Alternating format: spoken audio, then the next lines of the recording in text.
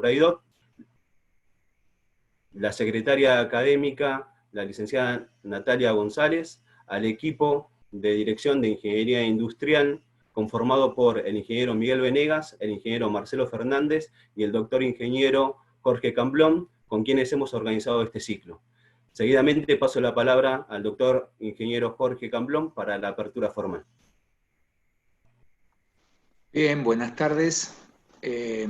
Bueno, como dijo Esteban Acosta, conformamos el equipo de dirección y en esta oportunidad yo le voy a hacer finalmente el cierre e inicio definitivo del ciclo. Le paso la palabra a Marcelo Fernández, el ingeniero Fernández, que les va a dar la bienvenida por parte del equipo de ingeniería. Hola, buenas tardes. Bueno, primero agradecerles a todos y a todos la inscripción y la participación en este comienzo del ciclo de charlas y conferencias de Industria 4.0. Quería comentarles muy brevemente lo que ya un poco fueron anticipando mis compañeros. El equipo de dirección es eso, es un equipo gracias a al enfoque que le ha dado el nuevo director que va a hablar después de mí, que es Miguel Venegas, el resultado, o estas conferencias, son el resultado o una parte del resultado de un análisis sistemático de lo que han sido las cursadas anteriores y fruto del trabajo de autoevaluación del propio equipo docente, ha surgido esta posibilidad. De nuevo, les agradezco muchísimo. Los invito a acompañarnos en todo el ciclo de conferencias y muchas gracias al equipo docente por el trabajo que se ha tomado para desarrollar esto.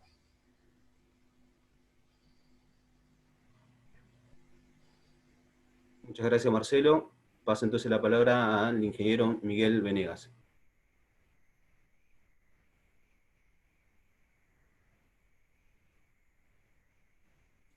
Ahora sí, perdón, buenas tardes a todos y a todas. Bienvenidos a este ciclo. La verdad que es un gusto para todos nosotros recibirlos a todos ustedes. En primer lugar, a todos los estudiantes que están participando. Muchísimas gracias, estudiantes, invitados y invitados especiales y gente que no es de la universidad, sin embargo, está participando de este ciclo.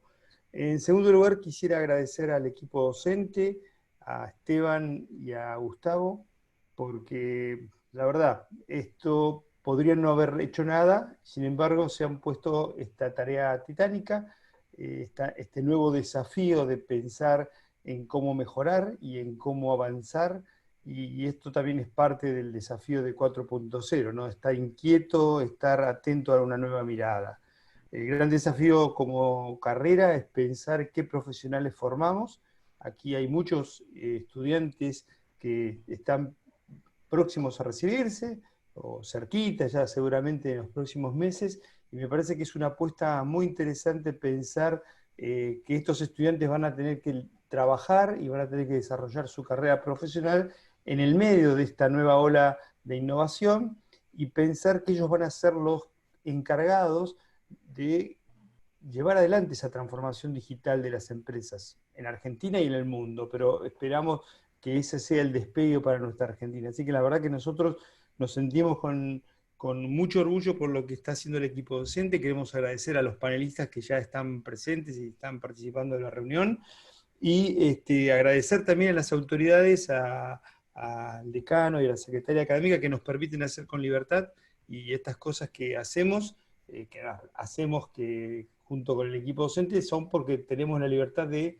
simplemente hacer cosas mejores, y ese es un poco el espíritu. Así que muchas gracias, espero que sea de mucho provecho este ciclo, y nos veremos seguramente al final para ver cómo les fue y si les ha gustado este ciclo. Muchas gracias por la participación a todos y a todas. Muchas gracias, Miguel. Paso entonces la palabra ahora a la secretaria académica, la licenciada Natalia González.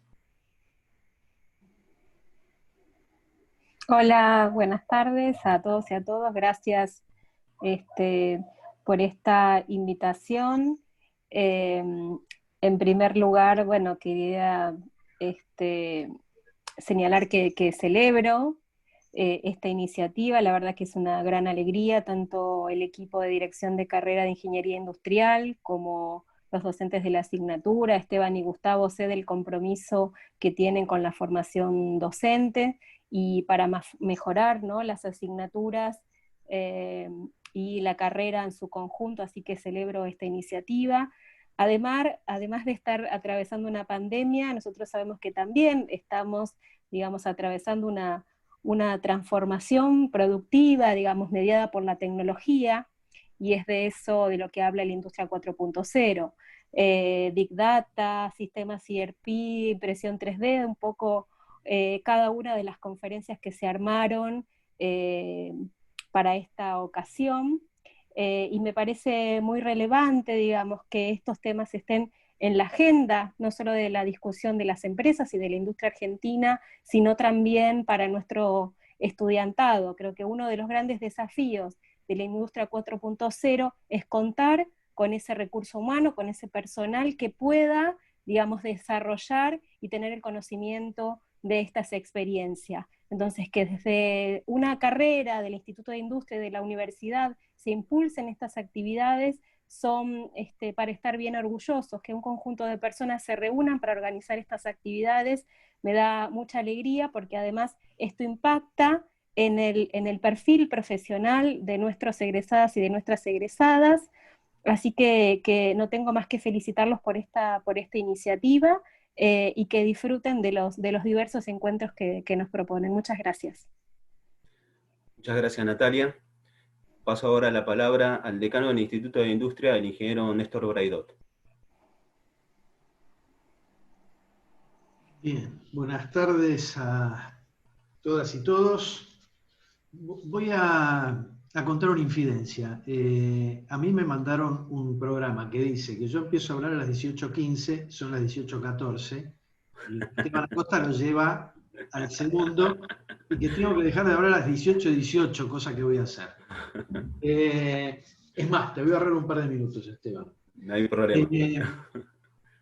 Bueno, de más está decir el entusiasmo que tengo respecto no solo a la propuesta, sino también a la respuesta a la propuesta que hubo. ¿De qué se trata esto para mí? La materia o la asignatura en el marco del cual se da este ciclo de conferencias se llama Sistemas e Informática Industrial. Es una asignatura concebida en un entorno o en un contexto de la tercera revolución industrial que estamos dejando atrás y estamos entrando en la cuarta. En general, la universidad suele atrasar respecto a cuándo ayorna, o sea, tiene una especie de demora en efectivamente mirar hacia el contexto y adaptar las cuestiones que trabaja de acuerdo a cómo viene el contexto. Yo dije que me pone muy contento que esto suceda porque justamente acá esa demora no existió. Hubo una mirada de un equipo docente, joven, hacia el contexto, dijeron, estamos en cuarta revolución industrial, tenemos que estar hablando en una materia en donde se hablaba de PC, Internet y TICs, tenemos que estar hablando de inteligencia artificial, simulación, realidad aumentada, ciberseguridad, sistemas ciberfísicos, robótica, y eso es lo que están haciendo. En el medio de la pandemia, con lo cual le he ahorrado unos cuantos mangos al instituto, porque si no nos hubieran pedido café para la conferencia, es así, ¿no? Seguramente. Con lo cual, doblemente contento. No, en serio, más allá de la humorada, que efectivamente la gente comprenda que es necesario entender estas cuestiones relativas a la cuarta revolución industrial, que se sintetiza en la palabra industria 4.0. Que una dirección de carrera trabaje en equipo, no sola, y que efectivamente digan, tenemos que estar en la frontera de la formación, porque el parque industrial de la región lo requiere.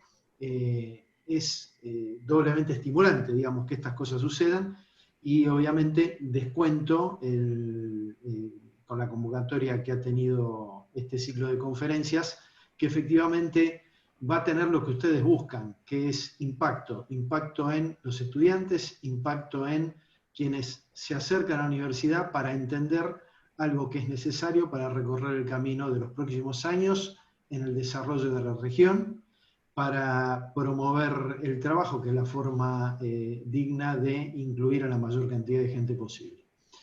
El éxito ya está logrado, el primero de los éxitos, que es la convocatoria, el segundo, que es que efectivamente sigamos trabajando así, adelantándonos o mirando al contexto y humildemente saber que no sabemos de todo y que efectivamente para cuando necesitamos estar en las fronteras de lo que se discute, invitamos a otra gente que nos den una mano, que es justamente lo que este ciclo de conferencias hizo.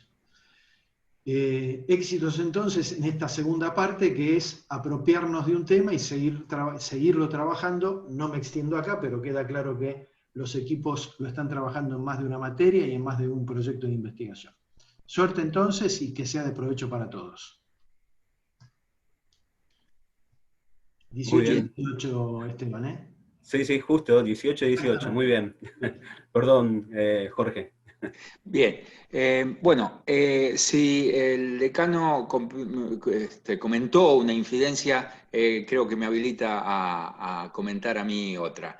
En primer lugar, cuando nace el proyecto por parte del equipo docente, obviamente esto era un ciclo de seminarios orientado a estudiantes de ingeniería, ya digamos próximos a recibirse, como dijo el ingeniero Venegas. Y el proyecto dio para más. Y hoy hay 400 personas inscriptas. Esto implica que hubo que readaptar un poco ese ciclo de conferencias a un público más generalizado. Por lo tanto, infinitamente agradecidos a los conferencistas que entendieron que esto lleva a un público mucho más amplio y lo cual hace más compleja la conferencia, porque explicarle a un próximo ingeniero es una cosa y explicarle al público en general es otra. Así que muy, pero muy agradecidos a todos los conferencistas por la adaptación. Y simplemente quiero decir una cosa más, como siempre sucede en todos los cursos, los parroquiales, queremos invitarlos a participar de un programa que desarrollamos a través de YouTube con el ingeniero Venegas, todos los viernes a las 20 horas, En Positivo se llama, este viernes los esperamos en bit.ly/enpositivo14, esto implica que es nuestro programa número 14, y bueno, éxitos, y damos por iniciada esta actividad, este ciclo de conferencias. Muchas gracias y adelante. Muchas gracias. Damos entonces inicio al ciclo de conferencia. En este ciclo de conferencia vamos a resumir, ustedes ya lo estuvieron viendo ahí en pantalla, cada una de las actividades que vamos a desarrollar dentro de estas 8 conferencias que vamos a hacer. Hoy iniciamos lo que es transformación digital y cloud computing. Vamos a tener el 9 del 10 telecomunicaciones y ciberseguridad, el 16 del 10 sistemas ERP, sistema MES y adquisidores de datos, el 23 del 10 Big Data, inteligencia de negocios, el 30 del 10 robótica y gemelos digitales. En cada una de estas van a haber expertos, ¿sí? En algunas va a haber más de un experto, ¿sí? El 6 del 11 Internet de las cosas y realidad aumentada, el 13 del 11 impresora 3D, realidad virtual, realidad representativa, que va a estar muy interesante, y la última, para el cierre de este ciclo de conferencia, inteligencia artificial y simulación de procesos. Así que le paso entonces la palabra a Gustavo para dar inicio y la invitación para nuestro primer experto en transformación digital. Excelente, gracias Esteban. Bueno, un poco para reforzar por las dudas lo mismo que ya había dicho, digamos, la modalidad de trabajo. Básicamente va a hablar, bueno, el primer invitado. Luego de eso, ustedes pueden ir haciendo preguntas en la sección de Q&A o en el chat. Nosotros con Esteban lo vamos a ir coordinando y agrupando por lo que veamos afines, preguntas afines. Se las vamos a pasar se las vamos a ir diciendo nosotros al invitado. Luego de esto hablará la segunda persona y lo mismo, digamos, hacen las preguntas y nosotros al final de cada expositor les estaríamos haciendo las preguntas, digamos, como para... porque por suerte son tantas personas que no podemos habilitar el micrófono, así que van a quedar las preguntas por escrito. Así que sin más, le quiero dar la palabra al primer invitado, al ingeniero Franco Chiodi.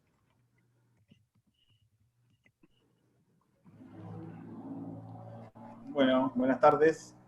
¿Se está escuchando por ahí? Ahí se Sí, escucha perfecto, muy bien. Franco. Sí. Perfecto.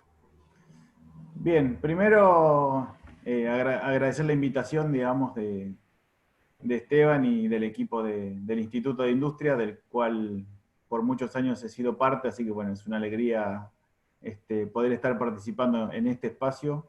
Es como volver a mi casa, digamos, de la que me fui, pero bueno, siempre estoy presente de una manera u otra. Algunos lo saben más que otros, como por ejemplo Marcelo. Así que bueno, nada, es una satisfacción, reitero algunas palabras que dijeron de que en una universidad, en una carrera de ingeniería, se haya armado una actividad de este tipo con especialistas en distintos temas de lo que hoy es la industria 4.0 y de la que hoy, alguien también lo comentó, creo que fue Natalia, digamos, nos toca muy de cerca, digamos, somos hoy usuarios de esa transformación digital por la situación que provocó la pandemia y el aislamiento.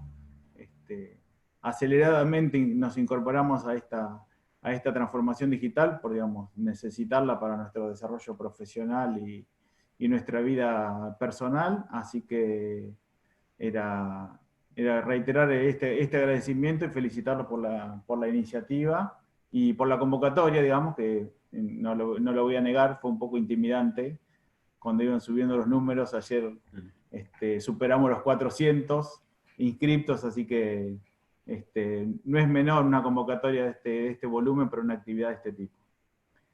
Así que bueno, voy a arrancar con mi presentación. Creo que puedo compartir pantalla, Gustavo, ¿verdad? Sí, se puede. Dale. Sí, correcto.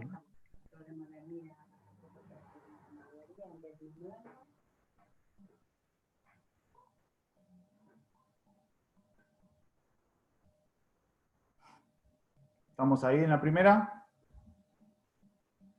Sí, ahí es la primera. Perfecto, Okay. Gracias. Vamos a aclarar una cosa, me voy a sacar el mote de experto, digamos, porque no me considero un experto en transformación digital, pero ahora en la presentación les voy a contar por qué, cómo me acerqué al tema de la transformación digital. Aquí hago una breve presentación. Soy ingeniero químico, graduado de la Universidad Nacional del Centro de la Provincia, en la cual ahora me desempeño como profesor y bueno, hasta el año pasado fui el coordinador de la carrera de Ingeniería Industrial. También estudié la maestría en Economía y Desarrollo Industrial de la Universidad General Sarmiento, que fue la que después me llevó a poder desarrollar parte de mi carrera profesional ahí, durante 10 años, entre el 2008 y el 2018. Y también ahí ocupé dos posiciones de gestión relacionada, una con la carrera de Ingeniería Industrial como coordinador, y luego cuando creamos, y bueno, coordiné un tiempo la carrera de Ingeniería Química. Y mi acercamiento a la temática de la industria 4.0, de la transformación digital, digamos, se disparó el año pasado cuando el entonces Ministerio de Producción y Trabajo larga una iniciativa de transformación digital orientada a pymes. Y en ese programa, digamos, el Ministerio articula con un conjunto de universidades un trabajo de capacitación para empresas y asistencia técnica para la formulación de proyectos de transformación digital. Entonces, bueno, transcurrimos ese proceso primero de formación de los equipos de investigadores de la universidad, para familiarizarlo con la metodología, para después transferir esto a las empresas, digamos. Y hoy estoy de vuelta coordinando este mismo equipo para conducir otro programa que también lo que hace es aportar financiamiento a pymes para llevar adelante esta transformación digital hoy tan necesaria. Lo que me propuse en esta presentación es hacer un recorrido más bien conceptual de qué es la transformación digital, ¿sí? O qué es la industria 4.0, con algunos conceptos más bien básicos, y después pensar es cómo transitamos un camino o un proceso de transformación digital en una empresa para llegar a ese objetivo final, que sería tener una industria totalmente digitalizada. ¿Sí? Bueno, como decía Gustavo, las preguntas van a ir al chat, y bueno, cualquier cosa me las comentan o me interrumpen para hacerlo, ¿sí?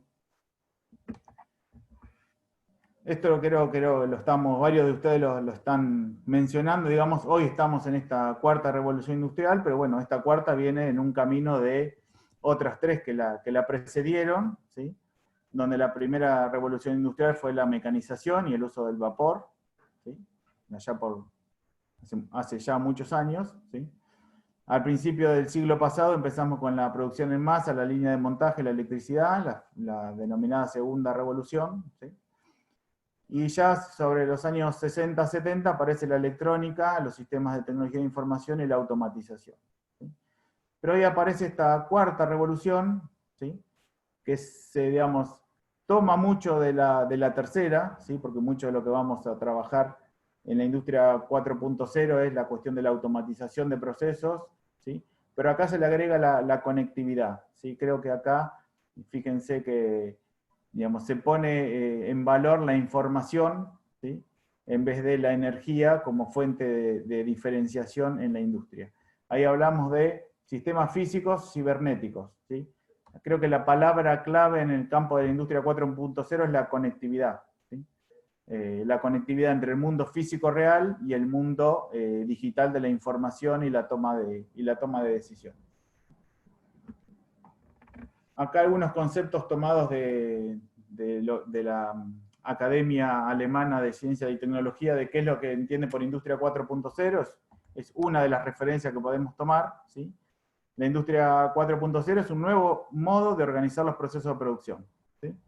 Es un nuevo modo de apoyarnos en tecnología y dispositivos que se comunican entre sí de manera autónoma. De acá ya aparece en esta primera definición el concepto de conectividad, ¿sí? Nosotros teníamos procesos automatizados, ¿sí? Teníamos sensores midiendo características de esos procesos, pero lo que nos faltaba era la conectividad. Creo que esa es, digamos, el diferencial incremental que hoy le pone la 4.0 al sistema anterior, ¿sí? a la revolución anterior. Habla de crear fábricas inteligentes, podemos hablar de fábrica, digamos, la transformación digital la puede llevar cualquier organización, ¿sí? Entonces tenemos que pensar en organizaciones inteligentes que atiendan mejor las necesidades de los clientes, gracias a una mayor flexibilidad y a la optimización de los recursos, ¿sí? Pero ahí, digamos, también quiero hacer un hincapié que tiene que estar relacionado con el próximo punto, ¿sí? Que no podemos lograr un cambio de transformación digital si no pensamos en la cultura de la organización en la cual vamos a hacer esta transformación, ¿sí? Entonces, digamos, la transformación digital desde la industria 4.0 no es solamente una cuestión tecnológica, es una cuestión tecnológica, pero es una cuestión también de la cultura de la organización, en su forma de trabajar y en su adaptabilidad a este nuevo esquema. Como dice acá, el objetivo final es convertirnos en una empresa ágil, ¿sí? Y una empresa o una organización que aprenda, ¿sí? Que sea capaz de adaptarse a los cambios, ¿sí? Acá dice capaz de adaptaciones ágiles y continuas en un entorno cambiante, ¿sí? Este año más que nunca nos damos cuenta que estamos en un entorno cambiante, que de un día para el otro nos encontramos aislados, trabajando desde nuestros hogares en forma remota, hoy teniendo la posibilidad de hacer esta conferencia, cada uno de nosotros sentado en su casa, ¿sí? Esto es lo que nos llevó y a todos nos ha llevado un tiempo adaptarnos a estos cambios, ¿sí? Digamos, por ahí al principio todos pensamos que el aislamiento iba a durar 15 días, ya lleva un periodo de aislamiento mucho más largo, la universidad ha suspendido casi todas sus actividades presenciales, y de a poco nos fuimos adaptando y nos fuimos ayornando a este nuevo modelo de comunicación o de conectividad, ¿sí? Acá estamos hablando de conectividad entre personas, máquinas, equipos y culturas de las organizaciones. Este gráfico es solamente, digamos, figurativo en términos de que la industria es un fenómeno que está impulsado por la tecnología. ¿Qué es lo que ha pasado en estos últimos 20, 30 años? Ha habido un crecimiento exponencial de distintos tipos de tecnología que han hecho de alguna manera acelerar la industria 4.0. ¿Sí? No es que la tecnología no estaba, se empezó a desarrollar, pero se empezó a desarrollarse en forma exponencial, digamos, ha crecido en forma exponencial, y eso hoy nos ha permitido estar donde estamos con todas estas tecnologías que ustedes mencionaban al principio, que van a formar parte de este ciclo de conferencias. ¿Sí? Hablamos de la impresión 3D, hablamos de la realidad virtual, la realidad aumentada. Digo, hoy no podemos viajar, pero nos ponemos un casco de realidad virtual y estamos en cualquier lugar del mundo. ¿Sí? Entonces, a eso estamos hablando de cosas que hace 5 o 10 años ni siquiera nos imaginábamos, hoy ya son, digamos, ya están incorporadas a nuestra rutina personal y profesional. Acá hay algunos ejemplos de qué es lo que está pasando en la industria: nanotecnología, movilidad, impresión 3D, inteligencia artificial, robótica, drones, etcétera, etcétera, y que sigue esta tendencia de crecimiento exponencial, digamos, porque hay mucha gente, mucha investigación y desarrollo en todas estas áreas. Y vuelvo al concepto clave del cual habíamos hablado cuando arrancamos, que tiene que ver con la cuestión de la conectividad. ¿Sí? Y hay algunas de las herramientas que usa la industria 4.0, ¿sí? Que para mí la herramienta, si quieren, clave, digamos, no hay una clave por sí misma, pero podemos empezar, si quieren, con las relacionadas más con lo manufacturero, digamos, la fabricación aditiva, la impresión 3D. Hoy tenemos experiencias de hasta la impresión de alimentos en forma de 3D. ¿Sí? Digo, algo inimaginable hace, no sé, 5 o 10 años que estemos imprimiendo alimentos con una impresora. La simulación como una herramienta, ¿sí? de tener digitalizado el mundo real para poder mejorar esos procesos que tengamos simulados. Podemos hablar de simulación de procesos, podemos hablar de simulación, digamos, ahí hay, por ejemplo, un vehículo. ¿Sí? La simulación es otra herramienta que lo que hace es copiar el mundo físico real y llevarlo al mundo digital, y desde el mundo digital pensar mejoras y después volverlas a llevar al mundo físico. ¿Sí? Esa interacción entre lo real y lo físico, entre lo real, perdón, y lo digital, va a estar dado, por ejemplo, por la simulación. Big Data nació como una necesidad del gran volumen de información que hoy se está generando tanto las empresas.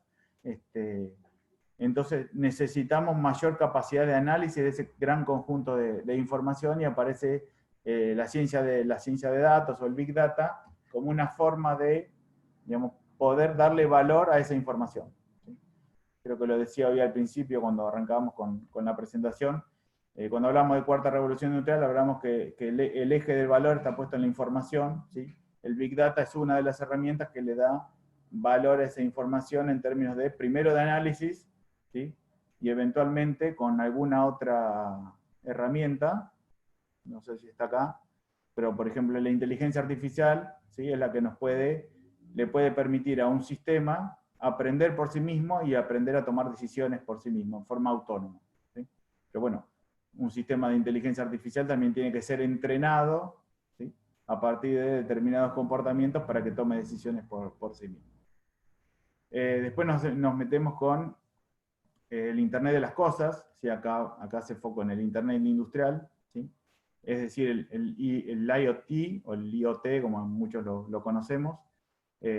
Son cosas que tampoco nos imaginábamos hace unos años. Es la conectividad desde un dispositivo para manejar otro dispositivo en forma remota o a distancia. ¿Sí? Digo, muchos de ustedes, si están en el campo laboral, están trabajando desde sus casas y están operando dispositivos que están localizados en otro lugar. ¿Sí?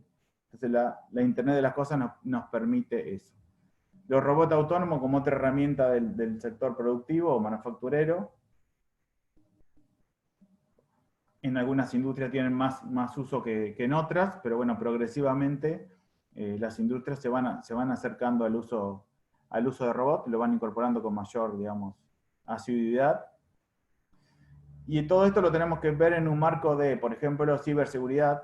Hoy tenemos que cuidar la información, digamos, porque de vuelta la información es valor para la empresa. Entonces con el Big Data la podemos analizar, podemos ayudarnos a tomar decisiones, pero también tenemos que cuidar esa información a través de la ciberseguridad.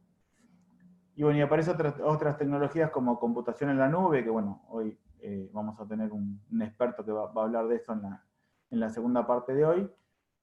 Y aparece la realidad aumentada, la realidad virtual como otra herramienta, ¿sí?, de la industria 4.0. Pero la característica de todas es la conectividad de estas herramientas para lograr determinados resultados y para poder tomar decisiones.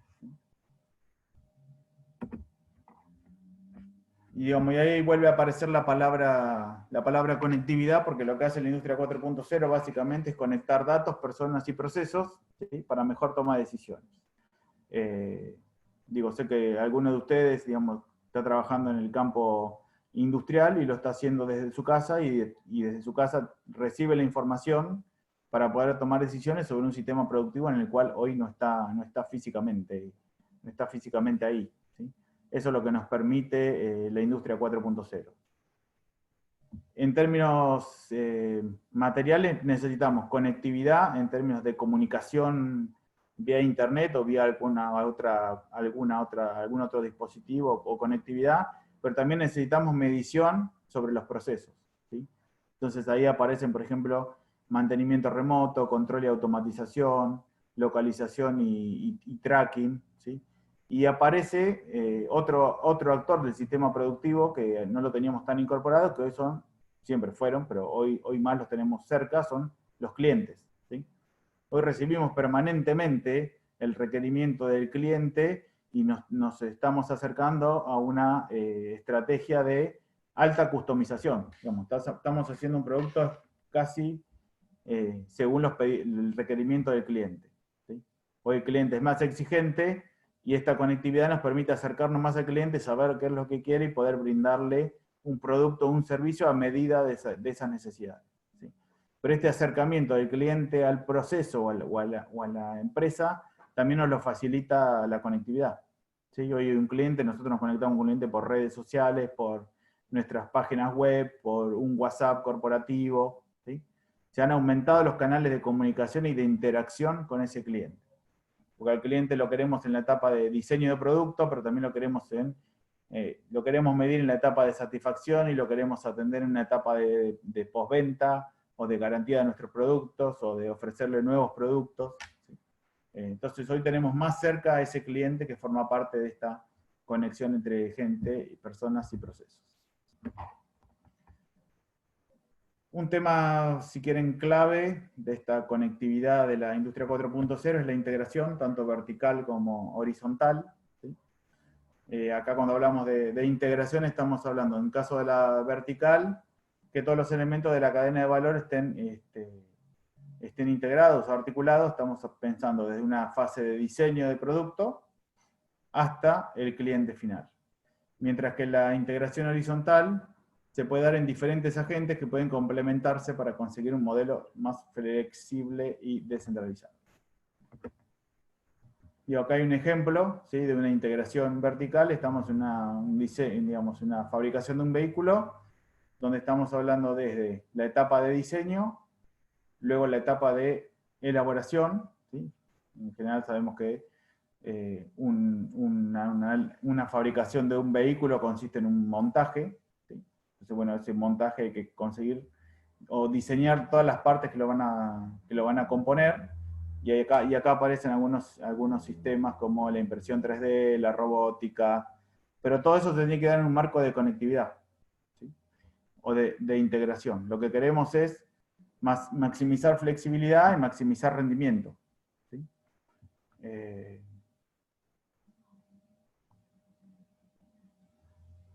Si ustedes lo miran de izquierda a derecha, tenemos la customización del producto, que tiene que estar relacionado con la conexión con el área de ventas o de marketing, ¿sí?, el ambiente de trabajo, la logística de distribución y el servicio de aftermarket o, digamos, el servicio postventa.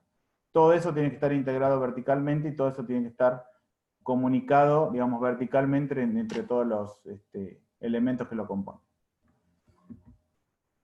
Y acá en términos, si quieren, más complejos, y esto era algo de los que les comentaba hoy, cómo hacemos esa integración vertical. necesitamos sistemas de información que estén interconectados. ¿Sí? Hoy muchos procesos lo que tenemos son dispositivos como sensores, ¿sí? Para poder medir, pero ese sensor tiene que estar conectado con otro sistema, como por ejemplo un sistema PLC, ¿sí? Para poder permitir algún nivel de automatización. Pero después esa información tiene que pasar a un segundo nivel, ¿sí? Un sistema MS o EMS, ¿sí? Para después pasar a otro sistema de mayor nivel, ¿sí? Tenemos que ir del piso de planta a un nivel corporativo para poder tomar decisiones y entender qué es lo que está pasando en planta para llegar a un sistema, digamos, de máximo nivel para poder tomar decisiones. Si esa información la podemos tener en tiempo real, ¿sí? Que es lo que hoy nos permite la conectividad en línea, mucho mejor, digamos, en términos de toma de decisiones. ¿Sí? Hoy una empresa o cualquier organización lo que quiere es poder tomar decisiones con datos fiables, de calidad y que tengan la información en forma oportuna. Hoy los sistemas informáticos y los sistemas de la industria 4.0 nos permiten contar con esa información porque aumenta el grado de conectividad. Y acá hablamos de la otra integración, que es no solamente la vertical, en términos de un sistema dentro de una organización, sino una horizontal entre distintas plantas o distintas, si quieren, hasta organizaciones. ¿Sí? Esto nos implica pensar en nuevos modos de cooperación. ¿Sí? Para llevarlo a otro ejemplo mucho más simple, este ciclo de conferencias es un modo de integración horizontal que no se nos hubiese ocurrido, que no hubiese sido viable en otro contexto, donde hubiésemos tenido que movilizar un montón de recursos y personas para llevarlo adelante, ¿sí? Y la integración vertical entre los diferentes expositores y los organizadores nos permite armar un encuentro de estas características con la cantidad de participantes que tenemos hoy. ¿Sí?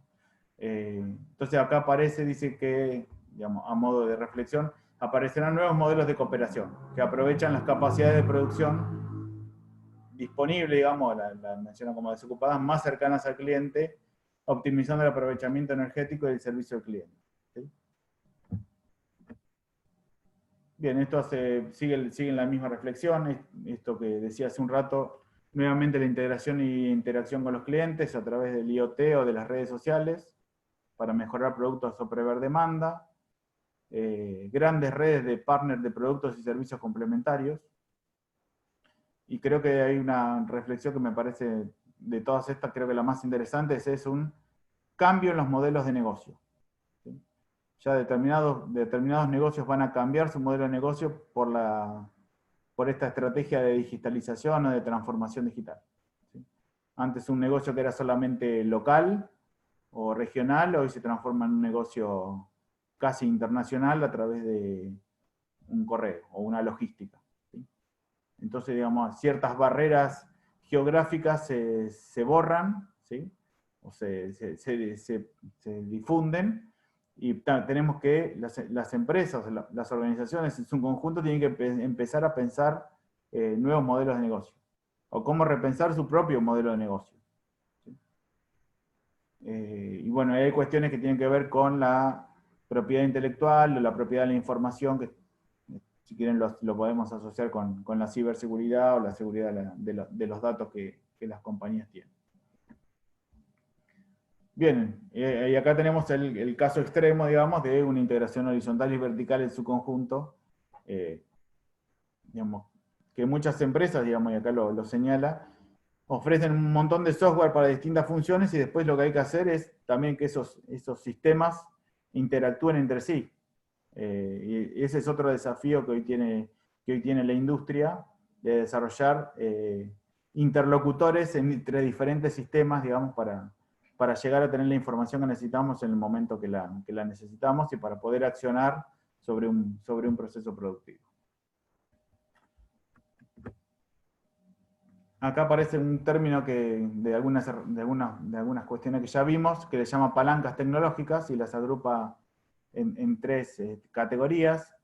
Tecnologías manufactureras, ¿sí? Esto hablamos de la robótica, la manufactura aditiva, la distribución, la generación distribuida, la operación modular, ¿sí?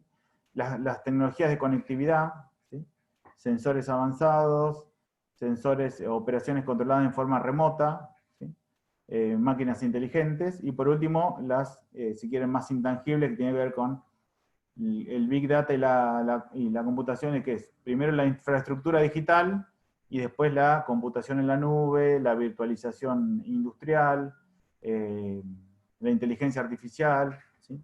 Todas herramientas, ¿sí?, que en su conjunto lo que hacen es potenciar de alguna manera la industria 4.0. Y esta es una referencia, acá hay un ejemplo de cómo un modelo de negocio va cambiando, ¿sí? Este ejemplo, fíjense que parte de un tractor y termina con un sistema de optimización de la siembra en un campo, ¿sí? Pasaste de vender una organización, un producto, a vender un sistema de sistemas, ¿sí? Entonces pasamos a vender un producto que genera información, un producto que tiene información y además está conectado, y un producto que empieza a tomar decisiones o a brindar información de respuesta respecto a determinadas preguntas, ¿sí? Entonces el último, por ejemplo, interactúa con datos climáticos, datos de equipamiento del sistema de riego, la gestión de la cosecha, el sistema de optimización del sembrado, ¿sí? Fíjense, como el producto base sigue siendo el mismo, que es un tractor, hoy le estamos agregando un montón de información, y eso implica que una organización, una empresa, cambie su modelo de negocio, ¿sí? Fíjense que el modelo de negocio del inicio es totalmente diferente al modelo de negocio del final, ¿sí? Y esto tiene que ver con las posibilidades que nos da la industria 4.0 en términos de tecnología y de conectividad.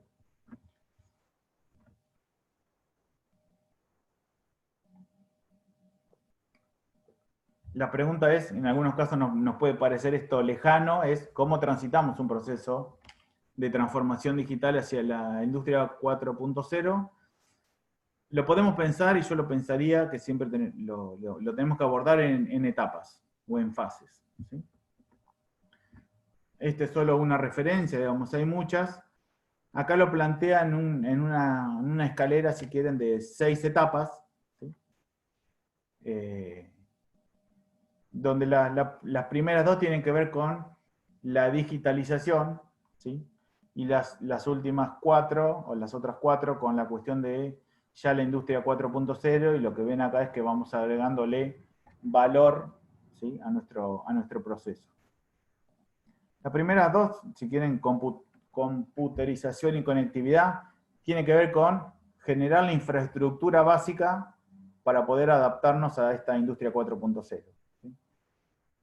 Digamos, en el término computerización, digamos, en general lo que estamos pensando es infraestructura física, digo, sensores en los procesos, servidores o conectividad suficiente a la nube para poder procesar determinada información, y la conectividad es la conectividad de todos aquellos equipos que compramos en la etapa anterior, ¿sí? Digo, con estas 2 etapas lo que tendríamos es la infraestructura necesaria para empezar un proceso de digitalización, ¿sí? La primera etapa que le sigue es la que le llama visibilidad, ¿sí?, que es la que te tiene que permitir entender, ver qué es lo que está pasando, poder, ver indicadores, ¿sí?, de lo que está sucediendo sobre tu proceso, ¿sí? Esa es la primera etapa de 4.0. La segunda le llama transparencia, que es, ya logré ver qué es lo que pasa, ahora que lo que quiero es entender por qué pasa lo que pasa, ¿sí? ¿Por qué está pasando lo que veo que está pasando, ¿sí? Pasar de la etapa de ver a la etapa de entender, o de tener mayor conocimiento de ese proceso en base a la información que me da la etapa anterior, ¿sí? Si avanzamos un poco más, lo que la empresa sobre lo que podría trabajar es la posibilidad de esa capacidad predictiva, ¿sí?, de pensar qué podría pasar, ¿sí? Digamos, si yo puedo analizar qué es lo que podría pasar en términos de, por ejemplo, escenarios, podría prever alguna respuesta, ¿sí? Digamos, todo esto me va a apoyar la toma de decisiones, ¿sí?, en distintos niveles. No es lo mismo estar en la etapa de ver y de entender, que en esta etapa donde yo ya estoy planteando posibles escenarios, y cuando tengo el escenario ya puedo tener respuestas o posibles acciones para dar respuesta a esos escenarios, ¿sí? Y la última etapa, que la plantea acá con el nombre de adaptabilidad, ¿sí?, digamos, ya sería digamos, el máximo de este nivel de industria, de digitalización, que tiene que ver con cómo puedo hacer que el sistema responda solo a determinados sucesos que ocurran, digamos, dentro del proceso. ¿Cómo puedo evitar la intervención de las personas para dar respuesta a una situación? ¿Sí? Entonces estoy pensando en una respuesta, que el sistema dé una respuesta autónoma, ¿sí? Pero bueno, ahí lo que necesitamos es, por ejemplo, algoritmos de inteligencia artificial digamos, que puedan dar respuesta a determinado estímulo respecto a una situación, digamos, no deseada, no acostumbrada. Digamos, siempre lo tenemos que pensar, es decir, qué es lo que tenemos. Necesariamente para Industria 4.0 necesitamos digamos, generar una infraestructura básica de hardware y de software para después dar soporte a las otras 4 etapas. Este es un modelo que encontramos digamos, de cuáles son las áreas estructurales para llevar a cabo la 4.0. Lo que van a encontrar a la izquierda son las 5 áreas funcionales, digamos, son las áreas típicas de una organización productiva, ¿sí? Pero lo que encontramos a la derecha habla de 4 áreas estructurales, y esto tiene que ver con lo que hoy decía al principio. Una transformación digital hacia la industria 4.0 no es solamente contar con la tecnología, sino tener una estructura organizativa y una cultura organizacional que esté acorde a ese cambio que queremos implementar. ¿Sí? No me voy a detallar en este cuadro, pero sí que, digamos, quería mostrar esta cuestión de las dos áreas estructurales de la izquierda, tanto recursos como sistemas de información. Tiene que ver con, digamos, si quieren, los hard y los soft de los sistemas productivos, ¿sí? Cuando hablo de recursos, hablo de capacidad digital, de comunicación, de proceso de información en el caso del sistema de información y de la integración de esos sistemas, ¿sí? Pero por más que tenga todos esos recursos, sistemas de información, no me sirve si la estructura de la organización no se puede adaptar a este cambio, y lo mismo pasa con la cultura. Cuánto estamos predispuestos al cambio, a esta modificación, ¿sí? A veces estos cambios llevan su tiempo de implementar, ¿sí? Y bueno, hoy hay situaciones como el aislamiento que forzadamente aceleran de alguna manera estos procesos, ¿sí? De transformación digital. Y en todas las empresas con menor o mayor facilidad han logrado o han intentado adaptarse a esta situación, digamos, del aislamiento a través de eso.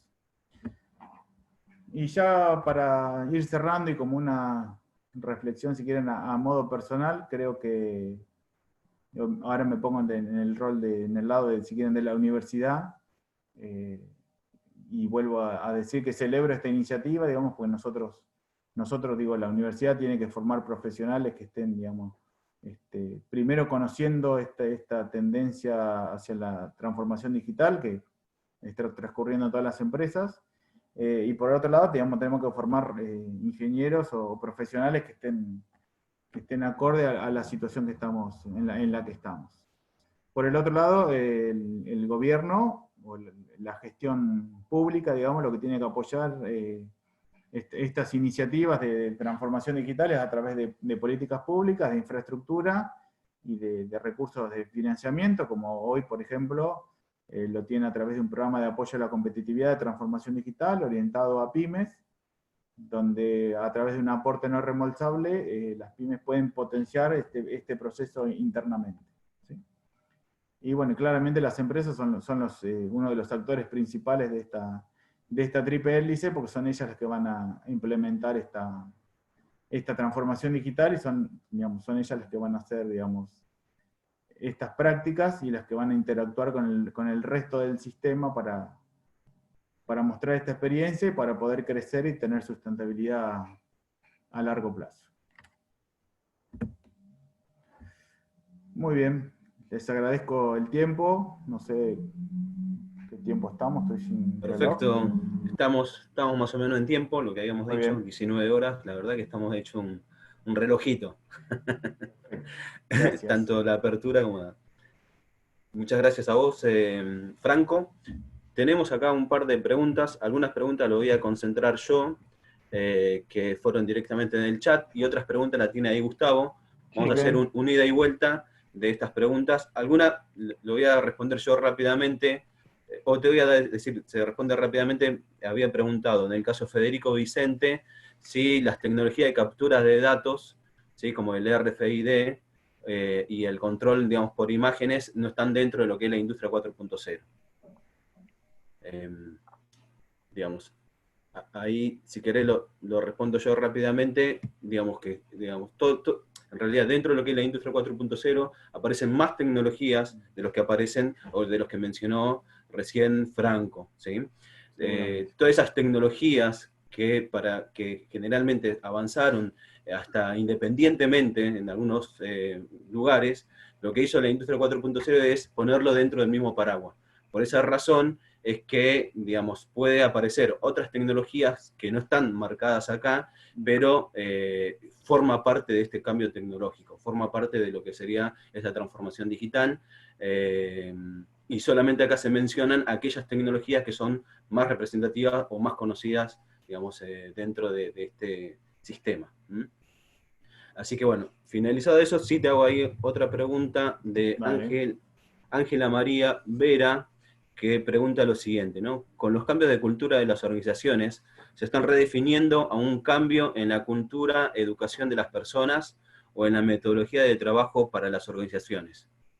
Es decir, un cambio cultural hacia la aplicación de mejora continua o combinación de ambos, ¿sí?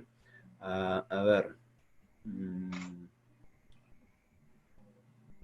Voy a parafrasear, digamos, la pregunta. Digamos, lo que está planteando es sobre el cambio cultural de las organizaciones, cómo se definen hacia lo que sería el cambio de la cultura y de la educación, en cuanto a esa metodología o de aplicaciones de mejora continua, o combinaciones de ambas, ¿no? A ver, yo me imagino que es una respuesta combinada, digamos, no es excluyente que voy hacia una transformación digital o trabajo en la mejora continua. Me parece que se pueden transitar los dos caminos en forma paralela, digamos. Yo creo que primero, a ver, si la empresa decide iniciar un camino de transformación digital, lo bueno sería que pueda hacer una planificación de esa transformación, ¿sí?, en términos de tiempos, plazos, recursos que puede disponer para ir haciendo esa transformación. Y después, sobre la misma transformación, van a surgir oportunidades de mejora que una organización, si tiene una cultura ya hacia la mejora, las puede generar a través de equipos internos, digamos. A ver, como todo cambio, acá hay una planificación estratégica, si querés, de lo más corporativo de la organización, que después va a decantar al resto de la organización. Cuando hagamos esa transformación digital y empecemos digamos, a cambiar distintas áreas o a digitalizar distintas áreas de la empresa, esos cambios después van a generar posibilidades de mejora que la pueden trabajar los mismos equipos dentro de cada área a través de estrategias o de grupos de mejora. Digo, no creo que para mí no son excluyentes un camino o el otro, digamos, también va a depender de la cultura de la organización, cuán proclive es a la mejora continua. Perfecto, gracias Gustavo.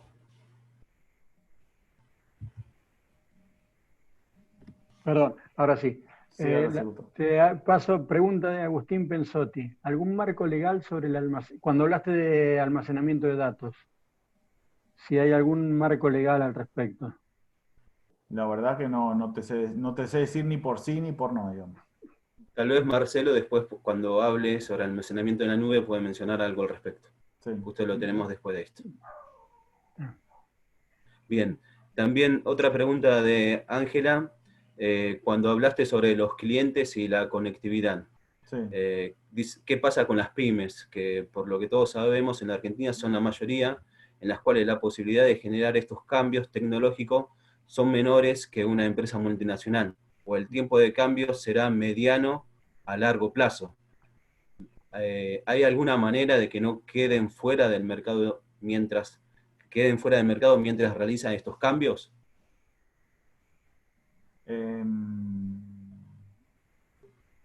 A ver, sí coincido que, digamos, las pymes en general, digamos, son una gran cantidad de empresas a nivel país y que se pueden encontrar con una dificultad.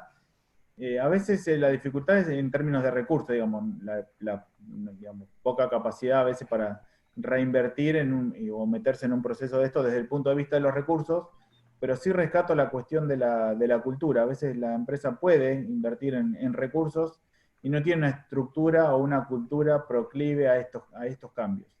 Entonces podemos comprar la mejor tecnología y después no la podemos incorporar porque nuestra cultura no está, digamos, adaptada a esta situación.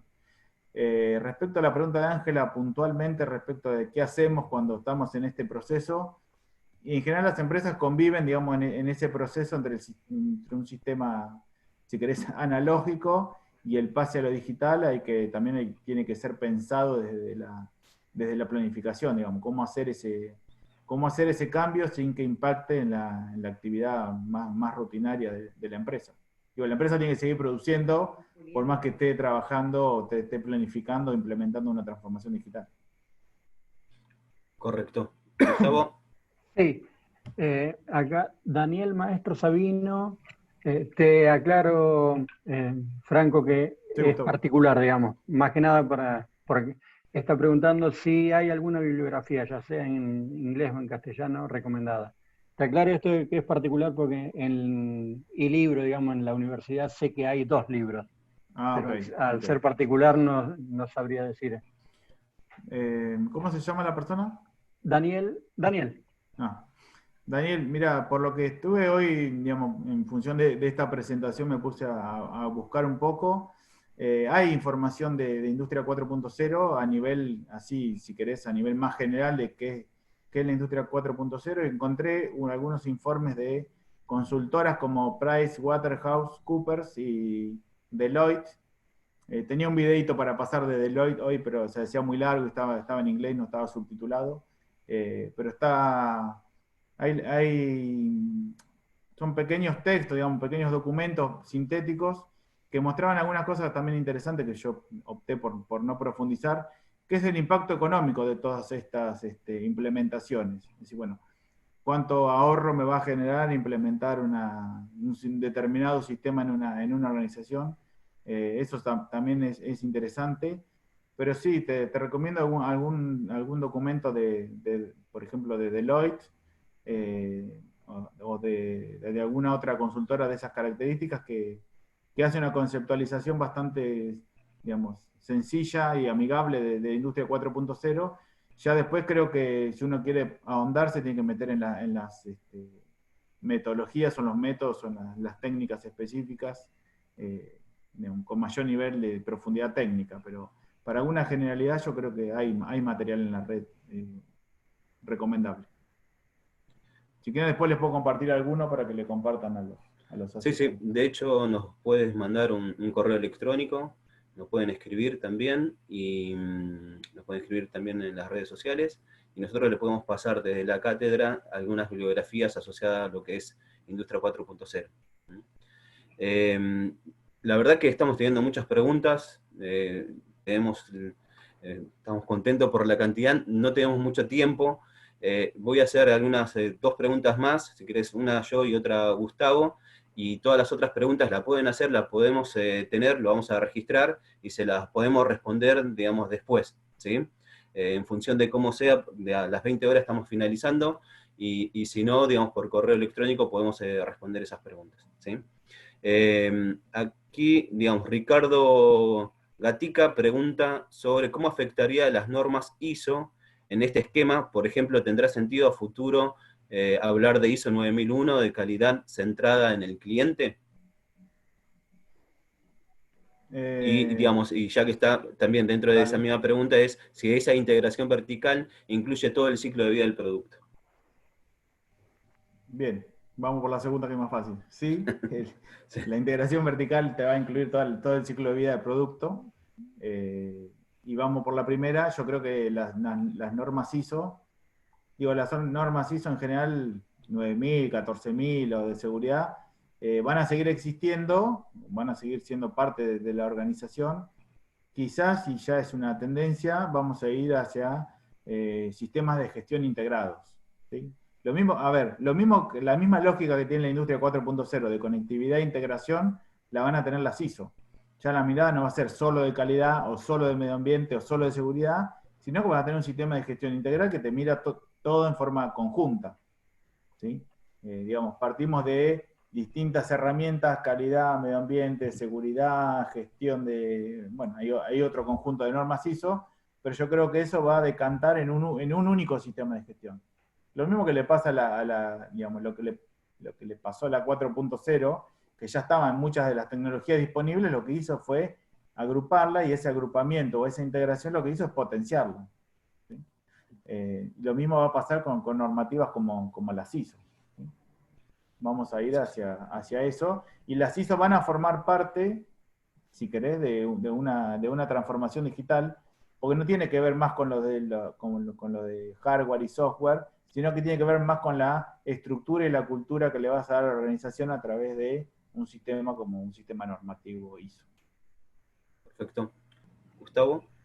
Sí, yo, bueno, acá un poco dos en uno. La primera, ejemplo, digamos, porque empresas obviamente hay muchísimas. ¿Cuáles son las empresas de tecnologías que participan en programas de colaboración? De hecho, comentaste Deloitte, por ejemplo, Sí. alguna otra. Y después, ¿qué requisitos deben cumplir las empresas para que estén dentro de la industria 4.0? Y si es así, si ya hay alguna que lo esté cumpliendo. En Argentina, ¿no? O en Sudamérica, sí. Digamos, por ahí las empresas más grandes están, no sé si más rápidamente, pero bueno, como dije, la situación de la pandemia también ha acelerado los procesos de transformación digital de las empresas. Por ahí las grandes lo han hecho más sustancialmente en términos de capacidad de inversión en determinados sistemas de teletrabajo y demás. Digamos, yo creo que también les puedo pasar, hay 2 o 3 informes de implementación y Industria 4.0 en empresas argentinas, uno que hizo el INTI, otro que hizo el BID y otro que hizo la UIA, ya hace un año o 2. No estábamos en un buen nivel de adaptación o de incorporación de estas tecnologías, pero bueno, yo te diría que hoy esos informes son viejos. Estamos mirando informes de 2 años atrás. Yo creo que ha habido mucha más incorporación de tecnología o de transformación digital en las empresas. No conozco ninguna que sea 4.0 tal cual está descrita en el modelo de capacidad de autoaprendizaje y de respuesta automática a determinados problemas. Digamos, no conozco ese nivel de empresa, pero sí, digamos, por estar digamos, de alguna manera coordinando este equipo técnico, del cual participa también Marcelo, que es el siguiente expositor, digamos, de ayudar a pymes a iniciar este proceso o a potenciar este proceso que ya tienen iniciado. No encontramos situaciones óptimas en términos de transformación, pero sí mucho interés de las empresas en iniciar o en potenciar estos procesos que ya han iniciado, que ya han comenzado. Muy bien, Franco. Te hago la última, y justo asociado a lo que vos recién mencionaste, ¿no? Está preguntando Carolina Varila sobre, digamos, vos hablaste sobre los mecanismos de apoyo a la transformación digital orientada a las pymes. Sí. Lo que pregunta es, digamos, dónde se hace, cómo es el acceso, digamos, un poco explicarnos de tu experiencia, digamos que sé que trabajaste en algunas pymes para ayudar a esta transformación digital y estaba asociado al Ministerio de Producción. Bien. Ese programa de que me está preguntando Carolina, ¿no? Sí. Se llama PAC de Transformación Digital, es un programa del Ministerio de Desarrollo Productivo, ¿sí? Si entran a la página argentina.gov.ar, ponen PAC, Transformación Digital, y automáticamente los lleva a la información de esta convocatoria, ¿sí? Esta convocatoria tiene la única característica, si quieren, especial que tiene, es que tiene que contar con el aval, ¿sí? En la formulación del proyecto y después en el seguimiento del proyecto de transformación por una universidad o una que se llama unidad de vinculación tecnológica, ¿sí? De alguna manera quieren que estas unidades de vinculación tecnológica acompañen a las empresas a hacer estas implementaciones o estos proyectos, ¿sí? Hoy el PAC de transformación digital les puede proveer a las empresas de un aporte no reembolsable de hasta 600.000 pesos. Ahí hay que ver algunas características, hay cupos para, digamos, el paquete incluye adquisición de bienes, de hardware si quieren, adquisición de software o de consultoría, ¿sí? Entonces, bueno, hay una combinación de recursos que se pueden, digamos, poner en valor para un proceso de transformación digital. Perfecto, Franco, estamos en tiempo. Muchas gracias, como siempre, con tu colaboración. No, por favor, gracias a ustedes la verdad, por la muy invitación. interesante toda la exposición. Quedaron algunas preguntas, las anotamos. Vamos Ahí, de con hecho, el tiempo. perdón, Esteban, si podés, Franco, ir Gustavo. respondiendo en las preguntas, digamos, tipeadas. Si es algo para hablar, obviamente no, veremos al final si hay tiempo. Dale, no hay problema. Bueno, buenísimo. Entonces, ahora sí le vamos a dar la palabra a Marcelo Ochoa, que forma parte del equipo donde está Franco, y también, digamos, va a hacer su presentación. Marcelo, no sé si estás ahí y si podés compartir. Digamos, creo que Franco tiene que primero dejar de compartir. Dejar de compartir, ¿no? Ahí estamos. Gracias. Bueno, ¿se está viendo la presentación ahí? Ahí se está viendo, sí, perfecto. Perfecto. Bueno, muchas gracias por la invitación. Bienvenido a todos, un montón de gente, cada vez hay más. Ahora viene la parte tecla del evento, digamos. Vamos a hablar del tema de Cloud Computing y todo lo que tiene relación con la industria 4.0 y lo que es Internet de las cosas, ¿no? Me presento, a ver qué va. Mouse, que estamos.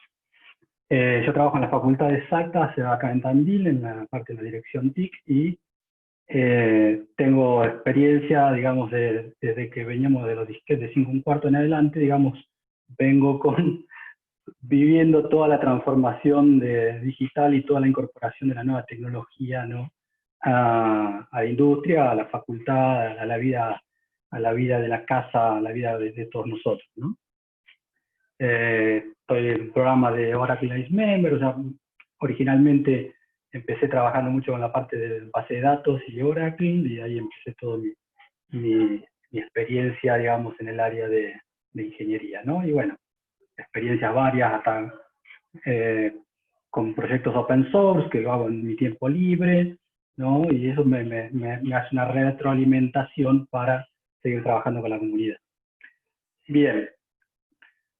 ¿Qué es lo que vamos a ver ahora en estas pocas filminas? Es, bueno, de qué estamos hablando cuando hablamos de la nube, o que cuando hablamos del cloud, cuáles son los tipos de nubes que existen. Si a alguien no le queda claro algo y lo quiere escribir rápidamente en el chat, no hay problema, me interrumpen, yo igualmente tengo abierto el chat acá al costado para verlo. Tipos de cloud, cómo se enlazan la nube con lo que es industria 4.0 y Internet de las cosas, ¿no? Esa sería más o menos la idea de la presentación. ¿Qué es el cloud o la nube y qué estamos hablando cuando decimos la nube, ¿no?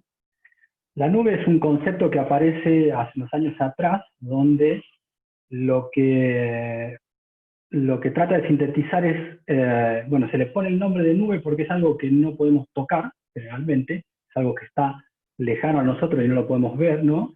Y tiene que cumplir básicamente estos pilares para que sea definido como una nube, ¿no?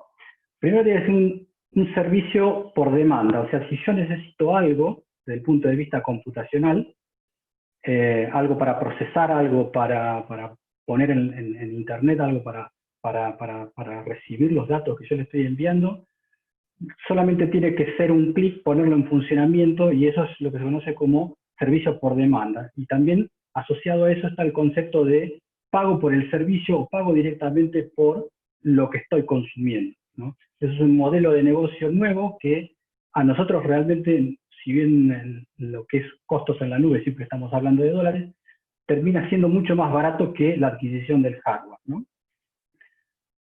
¿Por qué termina siendo más barato la nube que el concepto tradicional de computación? Es porque los recursos son compartidos. O sea, cuando uno está utilizando la infraestructura de la nube, ¿no? Está reutilizando un montón de información, un montón de recursos de hardware, todos compartidos, y eso hace que se abarate muchísimo lo que estamos recibiendo por el pago que estamos haciendo, ¿no? El otro concepto o pilar básico que tiene que tener la nube es el ancho de banda ilimitado de Internet, ¿no? Eso es algo que nos aleja a nosotros si quisiéramos implementar lo mismo. O sea, los únicos proveedores que pueden dar un ancho de banda ilimitado de acceso a Internet, por ya sea el motivo que sea que uno lo necesite, son las soluciones que se encuentran en la nube, ¿no? Para darnos una idea de esto, esta plataforma que estamos utilizando ahora, que es Zoom, ¿no? Esto está corriendo en la nube. O sea, esto está corriendo en la nube de Oracle, y para que se den una idea, está consumiendo 7 petabytes de tráfico por día, por todas las cantidades de videollamadas que se están haciendo, ¿no? O sea que durante las 24 horas del día, como mínimo, tienen 600 gigabits de transferencia continua de todas las videollamadas que se están haciendo. Es algo que hubiera sido imposible de implementar por una empresa sola, ¿no? Una empresa sola no podría hoy por hoy decir, llamémosle Zoom, llamémosle, no sé, cualquier empresa que pudiera dar un servicio hoy, si lo quisiera proveer, no tendría la capacidad técnica de hacerlo como lo tiene la nube, ¿no? Los proveedores de la nube, ¿no? El otro concepto es lo que se conoce como elasticidad rápida, que es, si yo tengo un cambio en mi demanda, me tengo que recomponer rápidamente. Y acá volvemos con el mismo ejemplo. Zoom es el mejor ejemplo de elasticidad rápida para la nube. Ellos pasaron a tener 30 veces más de tráfico ni bien empezó la pandemia, ¿no? O sea, pasaban de tener 30 millones de videollamadas por día, pasaron a tener 300 millones de videollamadas por día, ¿no? Entonces, ¿qué hubiera pasado para una empresa tradicional o pensado con el modelo tradicional de infraestructura que uno ve o se imagina que puede ser? No puedo salir a comprar 300 veces más mi capacidad de servidores, 300 veces más la capacidad de transferencia de un día para el otro. La única forma de que con un botón yo pueda tener esa elasticidad rápida es cuando los servicios están implementados en la nube, ¿no? Y la otra, el otro pilar básico que tiene que tener la nube es que tengo que tener indicadores de servicio. Yo tengo que tener alguna especie de dashboard o de pantalla donde yo sé cómo está operacionalmente todo funcionando, y generalmente cuando hay una disrupción masiva, como puede ser, se cayó WhatsApp, se cayó Facebook, se cayó cualquiera de los servicios que uno está acostumbrado a utilizar, que están obviamente soportados por la nube, siempre hay capturas de pantalla que aparecen donde dicen, bueno, miren, este es el problema de operaciones que está teniendo la nube de Amazon, la nube de Microsoft, la nube que sea afectada, porque obviamente por más eficiente que sea el sistema, siempre puede haber problemas operativos que pueden surgir. Pero para el que va a utilizar la nube tiene que tener ese dashboard que le esté diciendo, mira, acá el problema está pasando y tengo que tener un feedback rápido de todo lo que estoy teniendo. Entonces, sobre todos estos pilares, se tiene que soportar el concepto de lo que se conoce como la nube, ¿no? Bien, cuando hablamos de la nube, tenemos que hablar de tipos de nube, ¿no? No, digamos, hay nubes para lluvia y nubes para tornado, bueno, no. Acá las nubes se caracterizan por qué es lo que yo estoy utilizando y quién lo está utilizando, ¿no? Del lado de la izquierda tenemos lo que se conoce como la nube de infraestructura, las IaaS, Infrastructure as la solución de infraestructura, ¿no?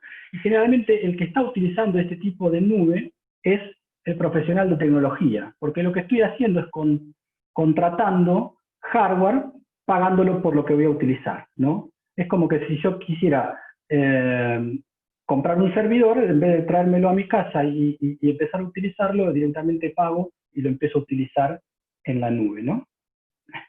Generalmente el profesional de tecnología es el que está interactuando con ese tipo de nube, ¿no? Donde lo que está, digamos, operando son cosas físicas de hardware, ¿no? Después hay un segundo nivel donde lo que yo contrato es lo que se llama una plataforma. Ahí ya cambia un poco el rol de quién es el que la está comprando y quién es el que la está utilizando, y ya son los desarrolladores de software los que contratan plataforma para desarrollar aplicaciones. Una persona que quiere implementar, no sé, por ejemplo, una solución como podría ser, no sé, pedido ya, lo que hace es termina contratando una solución de plataforma en la nube para poder desarrollar su aplicación y poder venderla y poder utilizarla por los usuarios, ¿no? A medida que nosotros vamos moviéndonos hacia la derecha, lo que estamos haciendo es subiendo en el nivel de abstracción de lo que estamos contratando, ¿no? Fíjense que acá estábamos contratando cosas tangibles como podrían ser servidores, conectividad de red, cantidad de memoria que voy a utilizar, cantidad de CPU que voy a utilizar. Después ya paso a ser un concepto un poco más abstracto y empiezo a contratar cosas que mi aplicación necesita, una base de datos, un servidor de web, no sé, un servicio de balanceador de carga. Eso es lo que yo estoy contratando y son cosas mucho más elaboradas conceptualmente, digamos, desde el punto de vista de abstracción. El tercer nivel, ¿no?, es lo que se conoce como la nube de soluciones, ¿no?, el SaaS. Ahí ya quizás puedan tener algo más conocido. En la nube de tipo SaaS es lo que nosotros podemos estar utilizando cuando usamos el Google Drive, o cuando usamos el Gmail, o cuando usamos la solución, por ejemplo, de Office 365 de Microsoft. Esas son soluciones de la nube que ya están hechas. Si yo utilizo un sistema de ERP o un sistema de CRM que está corriendo en la nube, eso es una solución de tipo SaaS. O sea, ya todo un aplicativo que yo lo contrato y lo pago para utilizar, ¿no? Eso es lo que se conoce como SaaS, ¿no? Y ahí el que lo contrata directamente, ya como ven, es el usuario final. O sea, el usuario final es el que se suscribe a una plataforma de tipo Office 365 y va a tener todos sus documentos ahí, el editor, el PowerPoint, todo lo va a utilizar por el navegador, y él mismo es el que está pagando y lo está utilizando. Ya no hay gente del área de infraestructura o gente de sistemas de la empresa que está interactuando con eso. Directamente es el usuario final el que está trabajando con esa solución, ¿no? Y algo que surgió, o que en realidad ya existía, pero que tuvo un boom con el tema del COVID-19, es lo que se conoce como Desktop as a Service, que es contratar un escritorio. O sea, si mi empresa tenía una computadora en la oficina que usaba el administrativo, que era el que cargaba la factura, el que se conectaba con el home banking y hacía los pagos. O sea, como la pandemia evitó que pueda trasladarse desde su casa hasta la oficina, las empresas lo que empezaron a contratar son escritorios que corren directamente en la nube, y el usuario se conecta desde su casa y lo usa como si estuviera sentado en el escritorio, ¿no? Eso es por una cuestión de seguridad que tienen las empresas, que si yo no puedo decirle a la persona, llévate la computadora de mi empresa a tu casa y utilízala ahí, porque estaría comprometiendo por cuestiones de virus, por cuestiones de acceso a quien puede toquetear esa computadora, a toda la empresa. Entonces directamente lo que terminan haciendo las corporaciones es contratar escritorios en la nube, digamos, y que el usuario acceda desde su casa a esa solución, ¿no? También esto es una solución que está muy interesante en el sentido de que generalmente cuando uno paga por estos servicios, paga por horas de operación. Entonces, uno cuando contrata escritorios en la nube o sistemas de procesamiento en la nube, dice, bueno, mi empleado viene a trabajar desde las 8 de la mañana hasta las 2 de la tarde, entonces yo pago por esas 6 horas de uso, y inmediatamente que el empleado se va, se apaga, y cuando uno lo pasa eso en la factura es mucho más barato que comprar el hardware, que pagar la electricidad y todo lo que significa eso, ¿no? Son soluciones que se pagan por uso y por ende terminan siendo más baratas. Bien, cuando hablamos de nube, tenemos que categorizarla en 3 tipos, ¿no? De cómo uno puede, digamos, interactuar, ¿no? Y acá por ahí va a venir el comentario del tema de los datos que preguntaban en la charla anterior. Nosotros tenemos la nube pública, y es una nube a la cual directamente no sabemos dónde está, es algo que contratamos, y el recurso informático que nosotros vamos a estar utilizando, realmente uno no sabe dónde está. ¿Qué pasa cuando la reglamentación de un país exige, por ejemplo, que los datos del usuario que están guardados en esa nube no tienen que salir de las fronteras del país, ¿no?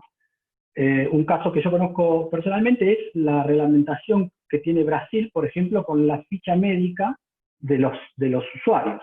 La historia clínica de una persona en un hospital donde se está atendiendo no puede salir de las fronteras de Brasil. Eso es una normativa que tiene Brasil, desconozco si en la Argentina es similar, pero bueno, ahí ellos no permiten que esos datos. Es una empresa que quiere contratar un servicio en la nube y lo que va a guardar, supongamos un hospital, es la planilla médica de una persona, la nube no puede estar fuera del territorio brasileño, ¿no? Entonces ahí lo que terminó haciendo los proveedores de la nube es poner un data center, o poner la infraestructura de la nube dentro de Brasil, en los casos más particulares, en San Pablo, ¿no?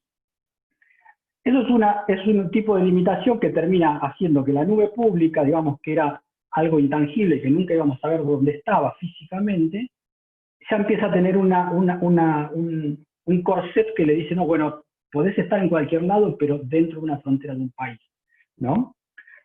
Y después empieza otro tipo de corset que empieza a ser el de los bancos. Los bancos, por reglamentaciones, a veces por tipos de reglamentaciones que le impiden el país, dicen determinados datos no tienen que salir de adentro del banco, ¿no? Entonces ahí tenemos el lado izquierdo de la presentación, que es la nube privada. Yo tengo que tener la infraestructura de la nube dentro de las instalaciones de la empresa, ¿no? Puede ser un banco, puede ser una fábrica, y ahí, digamos, la nube tiene que estar conviviendo con la infraestructura de la empresa. Pero para que siga siendo una nube, lo que yo tengo corriendo dentro de mi empresa se tiene que administrar en conjunto con la nube pública. Entonces, lo que terminan haciendo los proveedores de nube es mandándote el hardware para que vos conectes directamente a la electricidad, a internet, y se va a administrar todo desde una consola unificada que va a incluir los servicios que están en la nube pública, en algún data center del lejano oeste, por ejemplo, y lo que tenés dentro de tu empresa como recurso de hardware.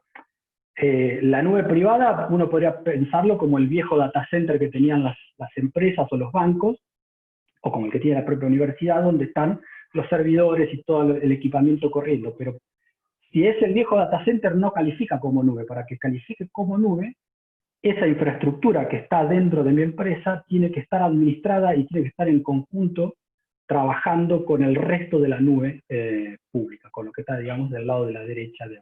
Y ahí lo que se termina transformando es lo que se conoce como nube híbrida, que es la empresa tiene contratados servicios que tiene en su propia oficina, que lo puede ver, que lo puede tocar, y un servicio que está en la nube pública que no lo podemos tocar, es intangible, pero que sabemos que funciona y pagamos para que funcione. Bien. Cuando hablamos de nube, o sea, uno dice, bueno, la nube es algo que yo contrato para utilizar y que me da recursos computacionales para operar mi sistema, ¿no?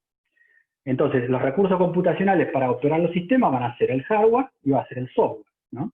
Si nosotros vemos en este cuadro, tenemos todas las cosas que pueden ser incluidas en lo que serían las categorías de hardware y software. La parte de storage, la parte de los routers de comunicación, las máquinas, mi aplicación, todo ese tipo de conceptos, ¿no? De acuerdo a dónde están o lo que yo puedo tocar es las categorías que podemos utilizar, ¿no? Estas 4 categorías yo las podría ver más si usamos la idea conceptual de cómo se hace una pizza, ¿no?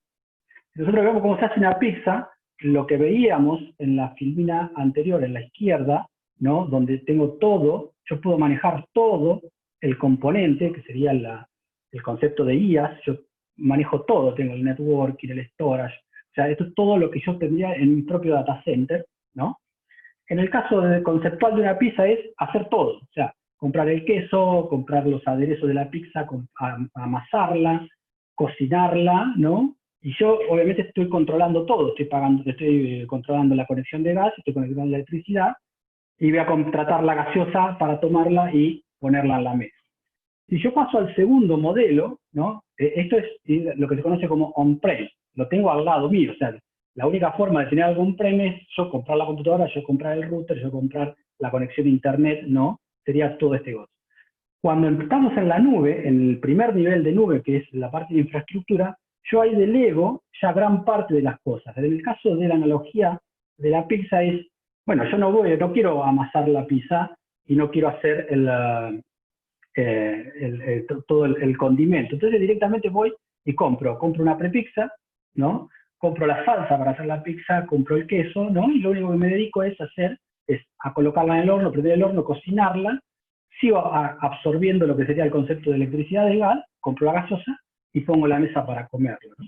Ese sería el primer concepto de lo que se conoce como infraestructura como servicio. En el caso de los términos computacionales, yo estoy delegando al proveedor de la nube que él se haga cargo de toda la parte de networking, se haga parte de todo lo que es el storage, los servidores físicos y esos servidores físicos, todo el mecanismo de virtualización que se conoce para correr lo que nosotros necesitamos, ¿no?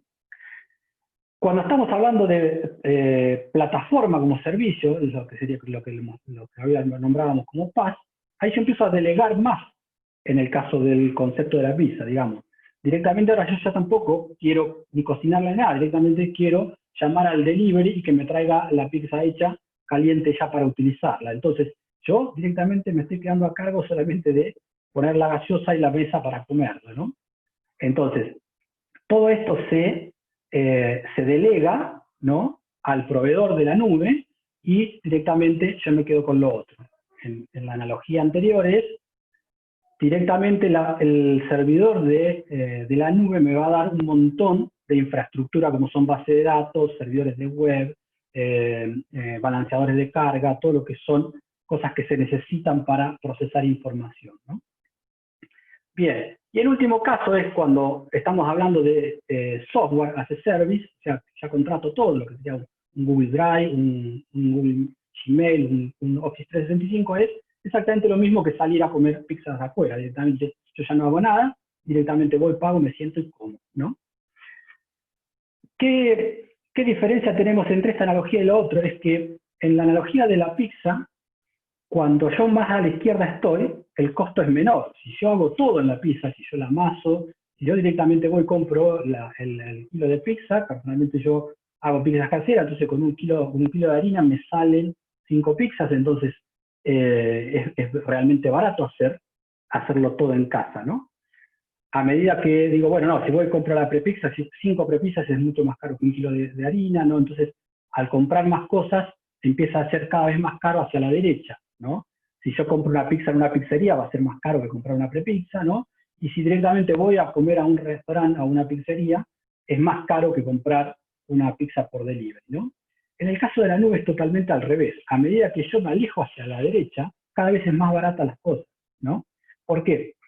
En la analogía anterior, si yo tengo que comprar storage, yo tengo que comprar un disco rígido, un servidor que almacene mi información, es mucho más caro para mí pagar si uno hace la analogía en cuánto sale 1 terabyte de almacenamiento, es mucho más caro comprar al usuario final o a una empresa 1 terabyte de almacenamiento que a un proveedor de la nube. El proveedor de la nube, como compra tanto hardware, inclusive muchas veces ellos son los que hacen el hardware, es mucho más barato para ellos comprar. Entonces, a medida que yo me voy moviendo hacia la derecha, cada vez es más barato el recurso que yo estoy comprando, ¿no? Por eso es que cuando uno contrata un software as a service, como podría ser un CRM o un ERP que contrato para usar en la nube, se paga directamente por licencia de usuario y generalmente estamos hablando de $1, $2 por usuario, que es algo que si yo tuviera que cuantificar en una planilla todo lo que me saldría a mí tenerlo dentro de mi empresa, va a ser muchísimo más caro, entre costos de operación, costos de hardware, costo de electricidad, costo de mantenimiento, o sea, todo ese tipo de cosas van a ser mucho más caras si yo las quiero hacer del lado mío, o sea, del lado, todo lo controlo yo, que si directamente lo contrato en la nube y todo lo controla el proveedor de la nube. Bien. Proveedores de la nube. ¿no? Y cómo se categorizan eso, esto creo que es del año pasado o del anteaño, digamos, los proveedores de la nube van cambiando en las funcionalidades que van ofreciendo. Muchos resultan conocidos los nombres, o sea, obviamente el más conocido es Amazon como proveedor de la nube, pero tenemos Salesforce, tenemos a Google como proveedor de nube. Nosotros por ahí uno a Google lo asocia solamente con el buscador, o con el Gmail, o con el Google Docs o Google Drive, pero ellos también son proveedores de nube. Microsoft es proveedor de la nube, IBM, VMware, Oracle, SAP, son los más conocidos que tenemos. Y algunos proveen cosas que otros no. Por ejemplo, Amazon está es muy operativo en darnos servicios, pero no nos permite hacer nada de la nube privada, ¿no? Lo mismo pasa con Salesforce o con Google, ¿no? Microsoft, IBM, VMware, Oracle y HP tienen la posibilidad de que nosotros armemos nubes privadas. ¿Se acuerdan cuando estaba el diagramita ese que está en la nube pública, que está en la nube privada? Bueno, estos proveedores permiten armar nubes híbridas y nubes que parte está dentro de mi oficina y parte están no. Y después también está categorizado en este cuadro es cuánto proveen de infraestructura, cuánto proveen de plataforma y cuánto de software as a service. Amazon, por ejemplo, no ofrece nada de software as a service, como sí lo ofrece Google, que tiene el Gmail, el Google Drive, el Classroom, un montón de software as a service, ¿no?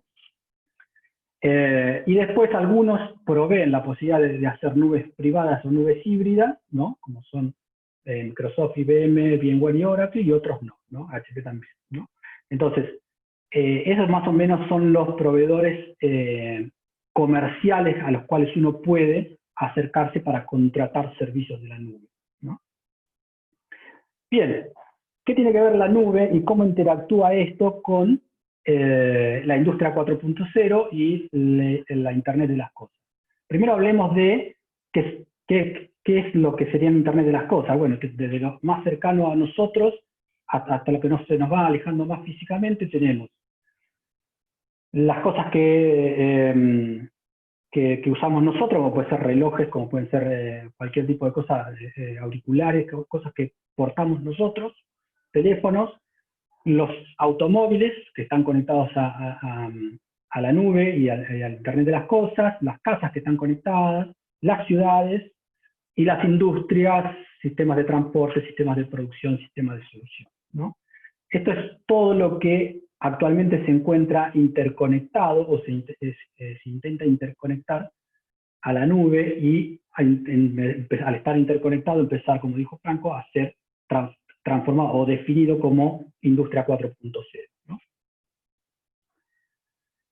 Veamos ahora con dibujos y explanémoslo un poquito más en cosas puntuales, ¿no?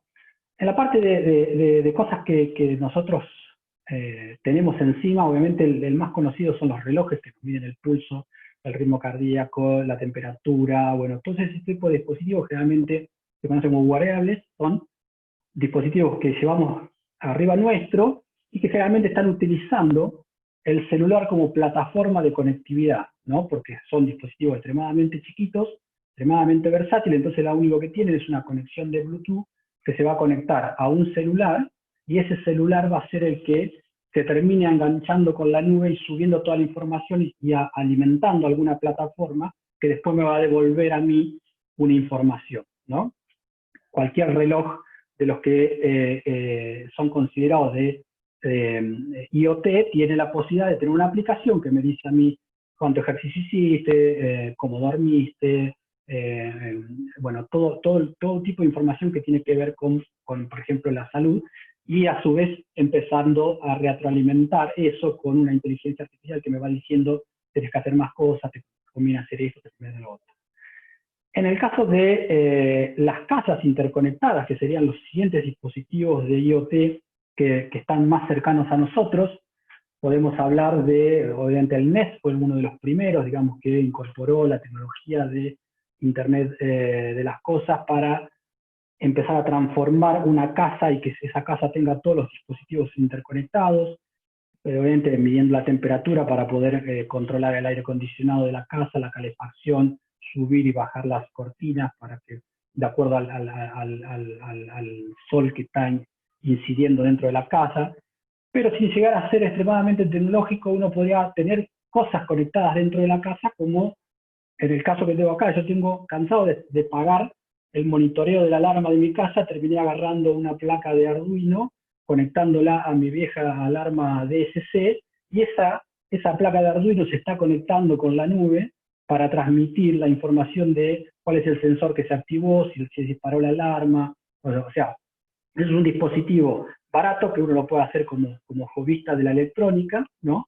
Y que termina haciendo de la casa un dispositivo interconectado con la nube, ¿no?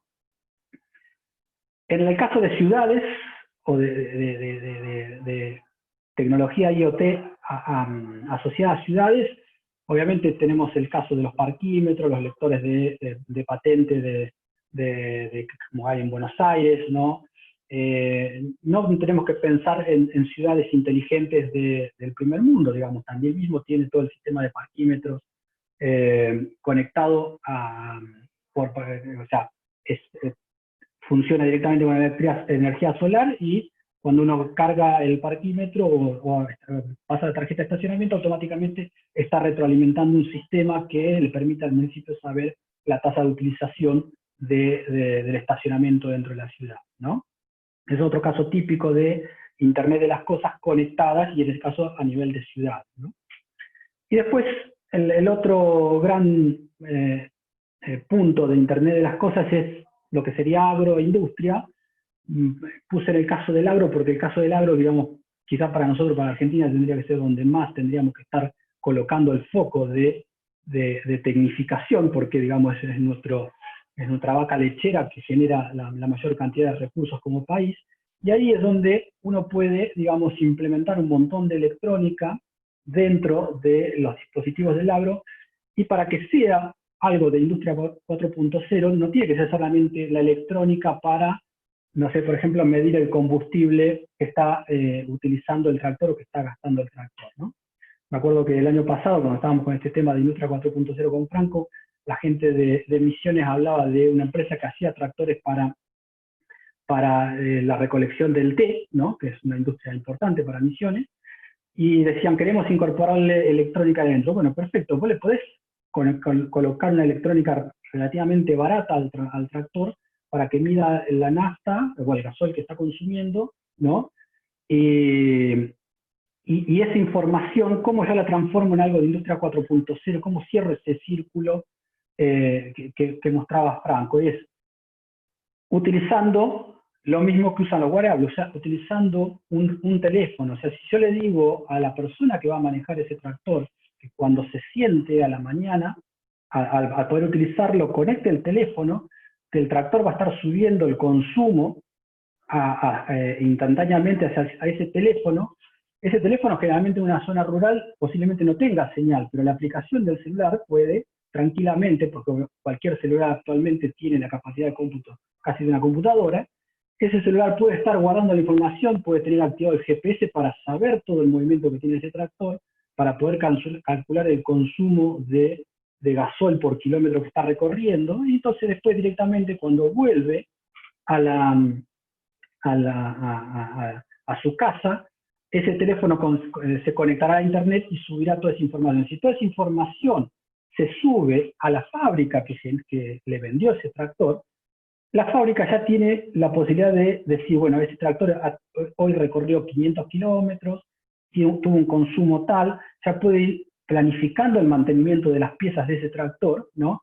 Entonces le da la posibilidad al usuario, le dice, bueno, yo te hago un plan de que la aplicación te optimiza el uso de gasoil, pero a su vez la empresa gana por el otro lado, que toda esa información le permite hacer un seguimiento del tractor y un seguimiento del cliente para que pueda,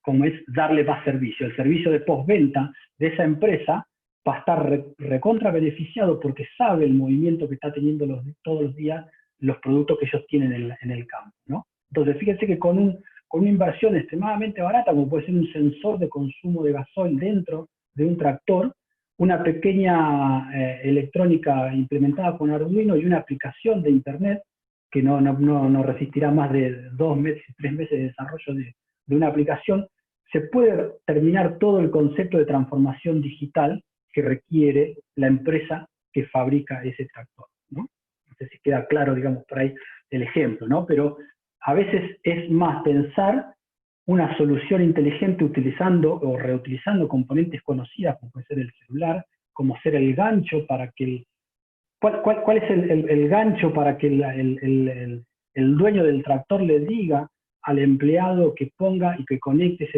esa aplicación cuando se sienta en el tractor? Y el gancho va a ser: yo te doy un servicio de postventa mucho mejor, yo te voy a avisar cuando ese tractor necesita hacer un mantenimiento de tal cosa, yo te voy a poder decir si querés, si estás teniendo un mal uso del gozo, y obviamente si podría pasarse como se usa a veces en la industria de logística, es saber realmente si ese tractor se estuvo moviendo por donde el dueño del tractor consideró que se tenía que mover, ¿no? Entonces, es una ecuación donde todos ganan. Gana la empresa porque recibe información que le retroalimenta el producto, y gana el que la compró porque tiene una herramienta de control y de optimización. En el caso de las empresas, una empresa, ¿en qué se beneficiaría si incorpora Industria 4.0 o se incorpora tecnología de IoT dentro de una planta fabril, por ejemplo, pero que a su vez eso está interconectado, está retroalimentando, por ejemplo, el ERP de la empresa, ¿no? El ERP inclusive podría estar corriendo en la nube, o sea, es un ERP que está directamente funcionando fuera de mi empresa. La implementación de un sistema de interconexión con un ERP me permite bajar a mí los tiempos de solución de cualquier problema en una planta. En un modelo tradicional, si una máquina se rompe, o sea, el operario va a detectar, y eso le va a tomar mínimamente 5 minutos, detectar que la máquina está parada, que tiene un problema, que hay una luz encendida que está indicando que hay una falla de operación, ¿no? Eso en un sistema donde la máquina ya tiene una conexión de tipo IoT, ya tiene un sensor que está detectando el caso, automáticamente ya disparó dentro del ERP un ticket de mantenimiento, porque ya sabe por un sensor que lo que se paró fue el horno tal, porque se quedó sin agua, se quedó sin gas, se quedó lo que sea, o está pasado de temperatura. Eso automáticamente, al estar interconectado con un ERP, va a generar un ticket y empieza todo el workflow de solución del problema. En la vida real, o en la modalidad vieja, digamos, uno tiene que esperar que el empleado contacte al empleado de mantenimiento, el ingeniero debe revisar las cosas, bueno, todo empieza a ser mucho más aletargado, mucho más lento en la solución, ¿no?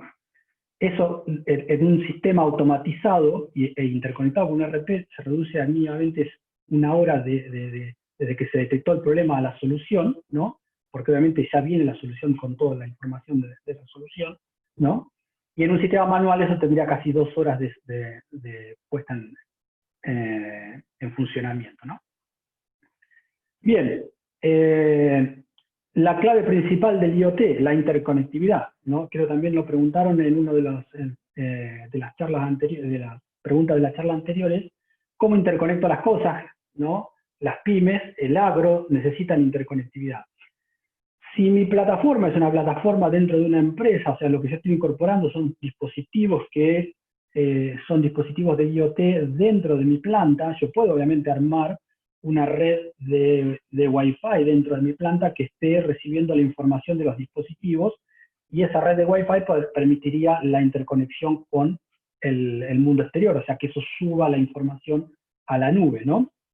Pero si ya estamos hablando de una solución de IoT para el agro, ya ahí no tengo una conectividad de Wi-Fi en el medio del campo. Entonces ahí empiezan las soluciones de conectividad que empiezan a dar las empresas, ¿no? Generalmente asociadas a telecomunicaciones. Y para el caso en especial, me tomé el trabajito de ver cuáles son las soluciones que tienen cada una de estas empresas actualmente. En el caso de Telecom Fibertel, está más orientada a una conectividad del tipo Wi-Fi y de tipo fibra óptica para plantas industriales, ¿no?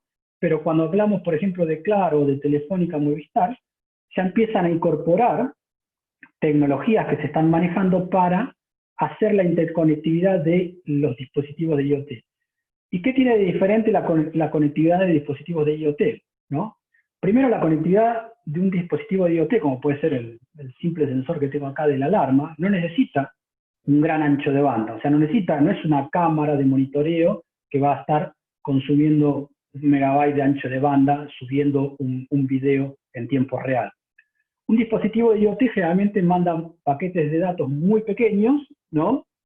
Con una cadencia determinada. Entonces, lo que yo necesito garantizar, o lo que garantizan los estándares de interconexión que vienen para dispositivos de IoT, ¿no? Es que van a tener un muy bajo consumo eléctrico, y fíjense que eso está medido, esto está sacado, acá después en la filmina van a tener el link, está medido en la cantidad de años que duraría una batería de ese dispositivo, ¿no? Si uno utiliza la tecnología que se conoce como NB-IoT, ¿no? Que es de muy baja velocidad, que se estamos hablando de 30 kbps, para gente vieja como nosotros, nos vas a recordar a los viejos modem de teléfono, ¿no? El 32 del viejo Use Robotics, ¿no? O sea, la velocidad de transferencia es muy baja, pero estamos hablando de una batería que va a durar casi 23 años, ¿no? El consumo, ¿no? Cuando uno arma un dispositivo IoT, supongamos que armamos un dispositivo para hacer la medición de temperatura dentro de un silo bolsa o dentro de un silo tradicional.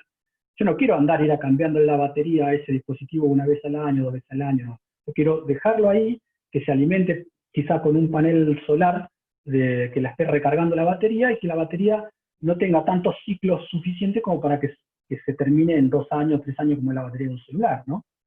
Entonces, como tiene muy bajo consumo eléctrico, la batería va a durar en promedio 23 años, ¿no? La segunda tecnología, que digamos es un intermedio entre una tecnología de red celular y una tecnología de muy bajo consumo, que es la LTM, ¿no? Que ya tiene mejor ancho de banda de transferencia, estamos hablando casi de 1 mega de velocidad de almacenamiento, de transferencia. La batería tiene un consumo ya un poco menor, de 16 años, ¿no? Pero también sigue siendo una tecnología de bajo consumo eléctrico para poder utilizar en dispositivos IoT, ¿no? Y si lo comparamos con tecnologías tradicionales, como puede ser GSM o HCPA, digamos, porque yo también puedo pensar en dispositivos IoT que le coloque un chip de 3G, un chip de 4G de cualquier proveedor, y que suba la información por la red normal. Pero ahí el dispositivo ya tiene un consumo eléctrico mucho mayor, y la batería va a durar muchísimo menos, ¿no? Entonces, cuando hablamos de interconectividad de tecnologías de IoT, tenemos que pensar en consumos eléctricos, ¿no? Y cuál va a ser la cobertura que yo voy a tener. Con el agregado, digamos, de Claro y Telefónica en las dos tecnologías esta, digamos, uno ya tiene prácticamente la cobertura de Argentina, o por lo menos de la parte más densamente poblada de la Argentina. Si uno tiene una planta en cualquier parte de la provincia de Buenos Aires, sabemos que vamos a tener disponibilidad de este tipo de tecnologías de conexión. Bien, y hasta acá llegamos con una foto nocturna, casi de la misma hora que tenemos acá en Tandil. Muy bien. Bueno, Marcelo, muchas gracias ahí por el detalle. Sé que tuviste que adaptar un poco también tu presentación para hacerlo un poco más general. Obviamente hay cuestiones muy específicas que no es la idea. En el poco tiempo que tenemos dentro de este ciclo de conferencia, no podemos entrarnos en cada uno de los detalles. Estamos casi justo con los tiempos, tenemos 5 minutos de preguntas, así que voy a pasar directamente a las preguntas, así podés responderlas, ¿sí? Por un lado, Diego menciona, ¿no?, que la nube híbrida, los datos están en el data center local, pero la administración del hardware y el modelo de escalabilidad es gestionado por el proveedor de la nube. ¿Es así? Sí, efectivamente. Supongamos, para el caso que más conozco, que es la nube de Oracle, con la que trabajo más asiduamente, si uno contrata una nube híbrida, directamente, primero que no es más caro. O sea, si supongamos que uno quisiera contratar por hora de CPU una base de datos que está en la nube, ¿no?, sale $0,40 la hora, por ejemplo, el uso. Si yo quiero la nube misma, esa privada, dentro de mi empresa, pues es un banco, por ejemplo, lo que termina haciendo directamente el proveedor es, me da un rack entero para que yo lo único que tengo que hacer es conectar a la electricidad y conectarle una fibra óptica para la conexión a internet. no me está cobrando todo ese hardware que me está dando, directamente me va a seguir facturando con el mismo esquema de facturación que si ese rack entero con servidores estuviera en el data center del proveedor. O sea, que uno necesite una nube privada, una nube híbrida, por una cuestión de reglamentación o una cuestión de normativas del Estado, no agrega costos extras. O sea, yo sigo pagando exactamente el consumo de CPU o el consumo de servicios, que generalmente eso en el caso de horas de CPU se factura por horas por dólar, ¿no? Y en el caso de transferencia de datos se factura en terabytes o gigabytes de transferencia por mes, ¿no?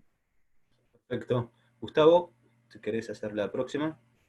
Sí, perfecto. Bueno, esta creo que todos lamentablemente sabemos la respuesta, pero no tenemos quién hizo la pregunta, pero dice, ¿existen empresas que ofrezcan el servicio de nube en Argentina? Digamos, básicamente apunto a que facturen en pesos, digamos. Bueno, lo que yo conozco, digamos, primero porque son proveedores del Estado, digamos, al ser proveedores del Estado, sí o sí tienen que estar inscriptos con un QUIC acá en Argentina, ¿no? Entonces, mínimamente conozco que Google puede, ¿no? Oracle puede y Amazon puede, ¿no? Por ejemplo, Amazon es el proveedor del gobierno de la Ciudad de Buenos Aires, en un montón de servicios, ¿no? Oracle es proveedor del Estado, digamos, PIB y un montón de cosas, y Google provee universidades, o sea que directamente uno contrata cosas. Hay nubes mucho más baratas que yo ahí no nombré, por ejemplo, DigitalOcean es una nube muy, muy barata que, por ejemplo, para una pyme es mucho más barato contratar DigitalOcean que Oracle o Amazon, ¿no? Estamos hablando de que una máquina virtual en la nube sale $4 por mes, no por hora, ¿no? Entonces, para una empresa que tiene que poner en funcionamiento algo en la nube, si se trata de una pyme que directamente puede manejar la facturación pagando con una tarjeta de crédito, digamos, hay proveedores de nube que son mucho más baratos que los corporativos grandes, ¿no? Corporativos grandes por ahí apunta más a poder facturarle, como él decía, al Estado o a alguien que necesite tener un quit para facturar en pesos, ¿no? Pero bueno, generalmente todas las empresas grandes tienen facturación local, no, el contrato será en dólares, pero la facturación va a ser en pesos. Muy bien, hacemos dos preguntas más, estamos más o menos en tiempo. Hago una pregunta que nos están haciendo desde Perú. Lo que plantea es, ¿de qué manera está trabajando la industria 4.0 con conceptos como Just in Time? Y bueno, menciona que Cloud Computing está siendo de utilidad para MIPES, y bueno, saluda desde USAT Perú. No sé, bien, sí, el tema de Just in Time no es mi especialidad, ¿no? Pero digamos, todo lo que me permite a mí, en especial el tema de la nube, es que yo puedo implementar cosas que saldrían extremadamente caras, ¿no? Implementarlas localmente, porque si yo quisiera disponer de un data center o de una infraestructura que esté acorde a cualquier norma de certificación, ¿no? En cuestiones de seguridad, en cuestiones de escalabilidad y en cuestiones de confiabilidad, ¿no? Digamos, si yo quiero, por ejemplo, implementar que mi data center, el data center que tiene la universidad acá en Tandil, tenga una certificación internacional que implica que tiene que tener un 99.996 de eficiencia, o sea, donde no puede estar caído más de 5 minutos al año, yo no lo puedo implementar. La infraestructura de la universidad no puede tener. En cambio, si yo contrato eso en la nube, es mucho más estable, por ejemplo, en Tandil, la conexión a Internet que la electricidad. O sea, la última vez que hubo una caída de la red de conectividad que fue más de 6 horas fue el blackout de electricidad que pasó el año pasado o el anteaño, que digamos toda la Argentina se cayó por el problema que hubo con las torres de alta tensión allá en la zona de Entre Ríos, ¿no? Entonces, sacando ese evento, digamos, extremadamente catastrófico desde el punto de vista eléctrico, la conectividad a Internet está mucho más garantizada que la conectividad eléctrica. Entonces, es mucho más rentable, mucho más confiable poder tener un servicio puesto en la nube, que está siempre en línea, y yo dedicarme solamente a garantizar la conectividad, que mi dispositivo se pueda conectar ahí, ¿no? Si es un dispositivo de IoT que está aislado, y que está en el medio del campo y va a obtener esa conectividad por alguno de los proveedores como Claro o Movistar, eso está prácticamente garantizado. Si por ahí es algo que tengo que garantizar dentro de mi empresa, bueno, tendré que reflejar que todo lo que sea electricidad y conexión a internet esté bien aislado dentro de mi empresa, cosa que siempre estén los dispositivos conectados y nunca pierdan conexión con la nube, ¿no? Perfecto, Marcelo. O sea, estamos en tiempo. La verdad tengo que pedir disculpas a todos los que nos escribieron. Tenemos un montón de preguntas y que quedaron ahí sin responder, pero quiero digamos, ajustarnos con los tiempos que tenemos para este encuentro. De hecho, nosotros, finalizado este encuentro, seguimos nosotros con la materia, así que tengo que acceder con Gustavo, digamos, a otro Zoom de la materia, pero la verdad, preguntas muy interesantes, lo vamos a registrar y vamos a intentar responderlas y ver el modo para poder comunicarlas a través puede ser de las redes sociales, ahí lo hablamos un poco con Jorge también, pero bueno, desde ya, muchas gracias Franco, muchas gracias Marcelo, la verdad muy interesante y creo que pudimos aprender todos un poco más de esto de Industria 4.0. Gustavo, ¿alguna cuestión? No, simplemente agradecerles, muchísimas gracias a los panelistas y a todos los invitados, ¿no? que tuvimos, la verdad que básicamente eso. A los que son alumnos, que vi que algunos todavía quedan, nos vemos dentro de 15 minutos más o menos después de un pequeño intervalo. Tal cual. Sí, antes quiero también agradecer, no lo mencioné al principio, pero quiero reforzarlo ahora, que tenemos estudiantes también de la carrera de Ingeniería Industrial de Unifei, que están conectados, digamos, y con el doctor Queiroz, digamos, ellos se conectan directamente a la materia como parte de un seminario dentro de la carrera de Ingeniería Industrial de Brasil. Así que eso también nos va a permitir que en alguna oportunidad, que ya lo estuvimos hablando, nuestros estudiantes también puedan participar de algún seminario que se pueda llegar a dictar, digamos, dentro de Unifei, de algún tema relacionado con la materia. Así que eso hace la virtualidad, ¿no? La verdad que en ese sentido también estamos muy contentos. Así que, bueno, los despido. Néstor, Miguel, Marcelo, Marcelo Fernández, Marcelo Ochoa, Franco, Jorge, Gustavo. Nos estamos viendo la próxima, si Dios quiere. Muchas gracias. Hasta luego, muchas gracias.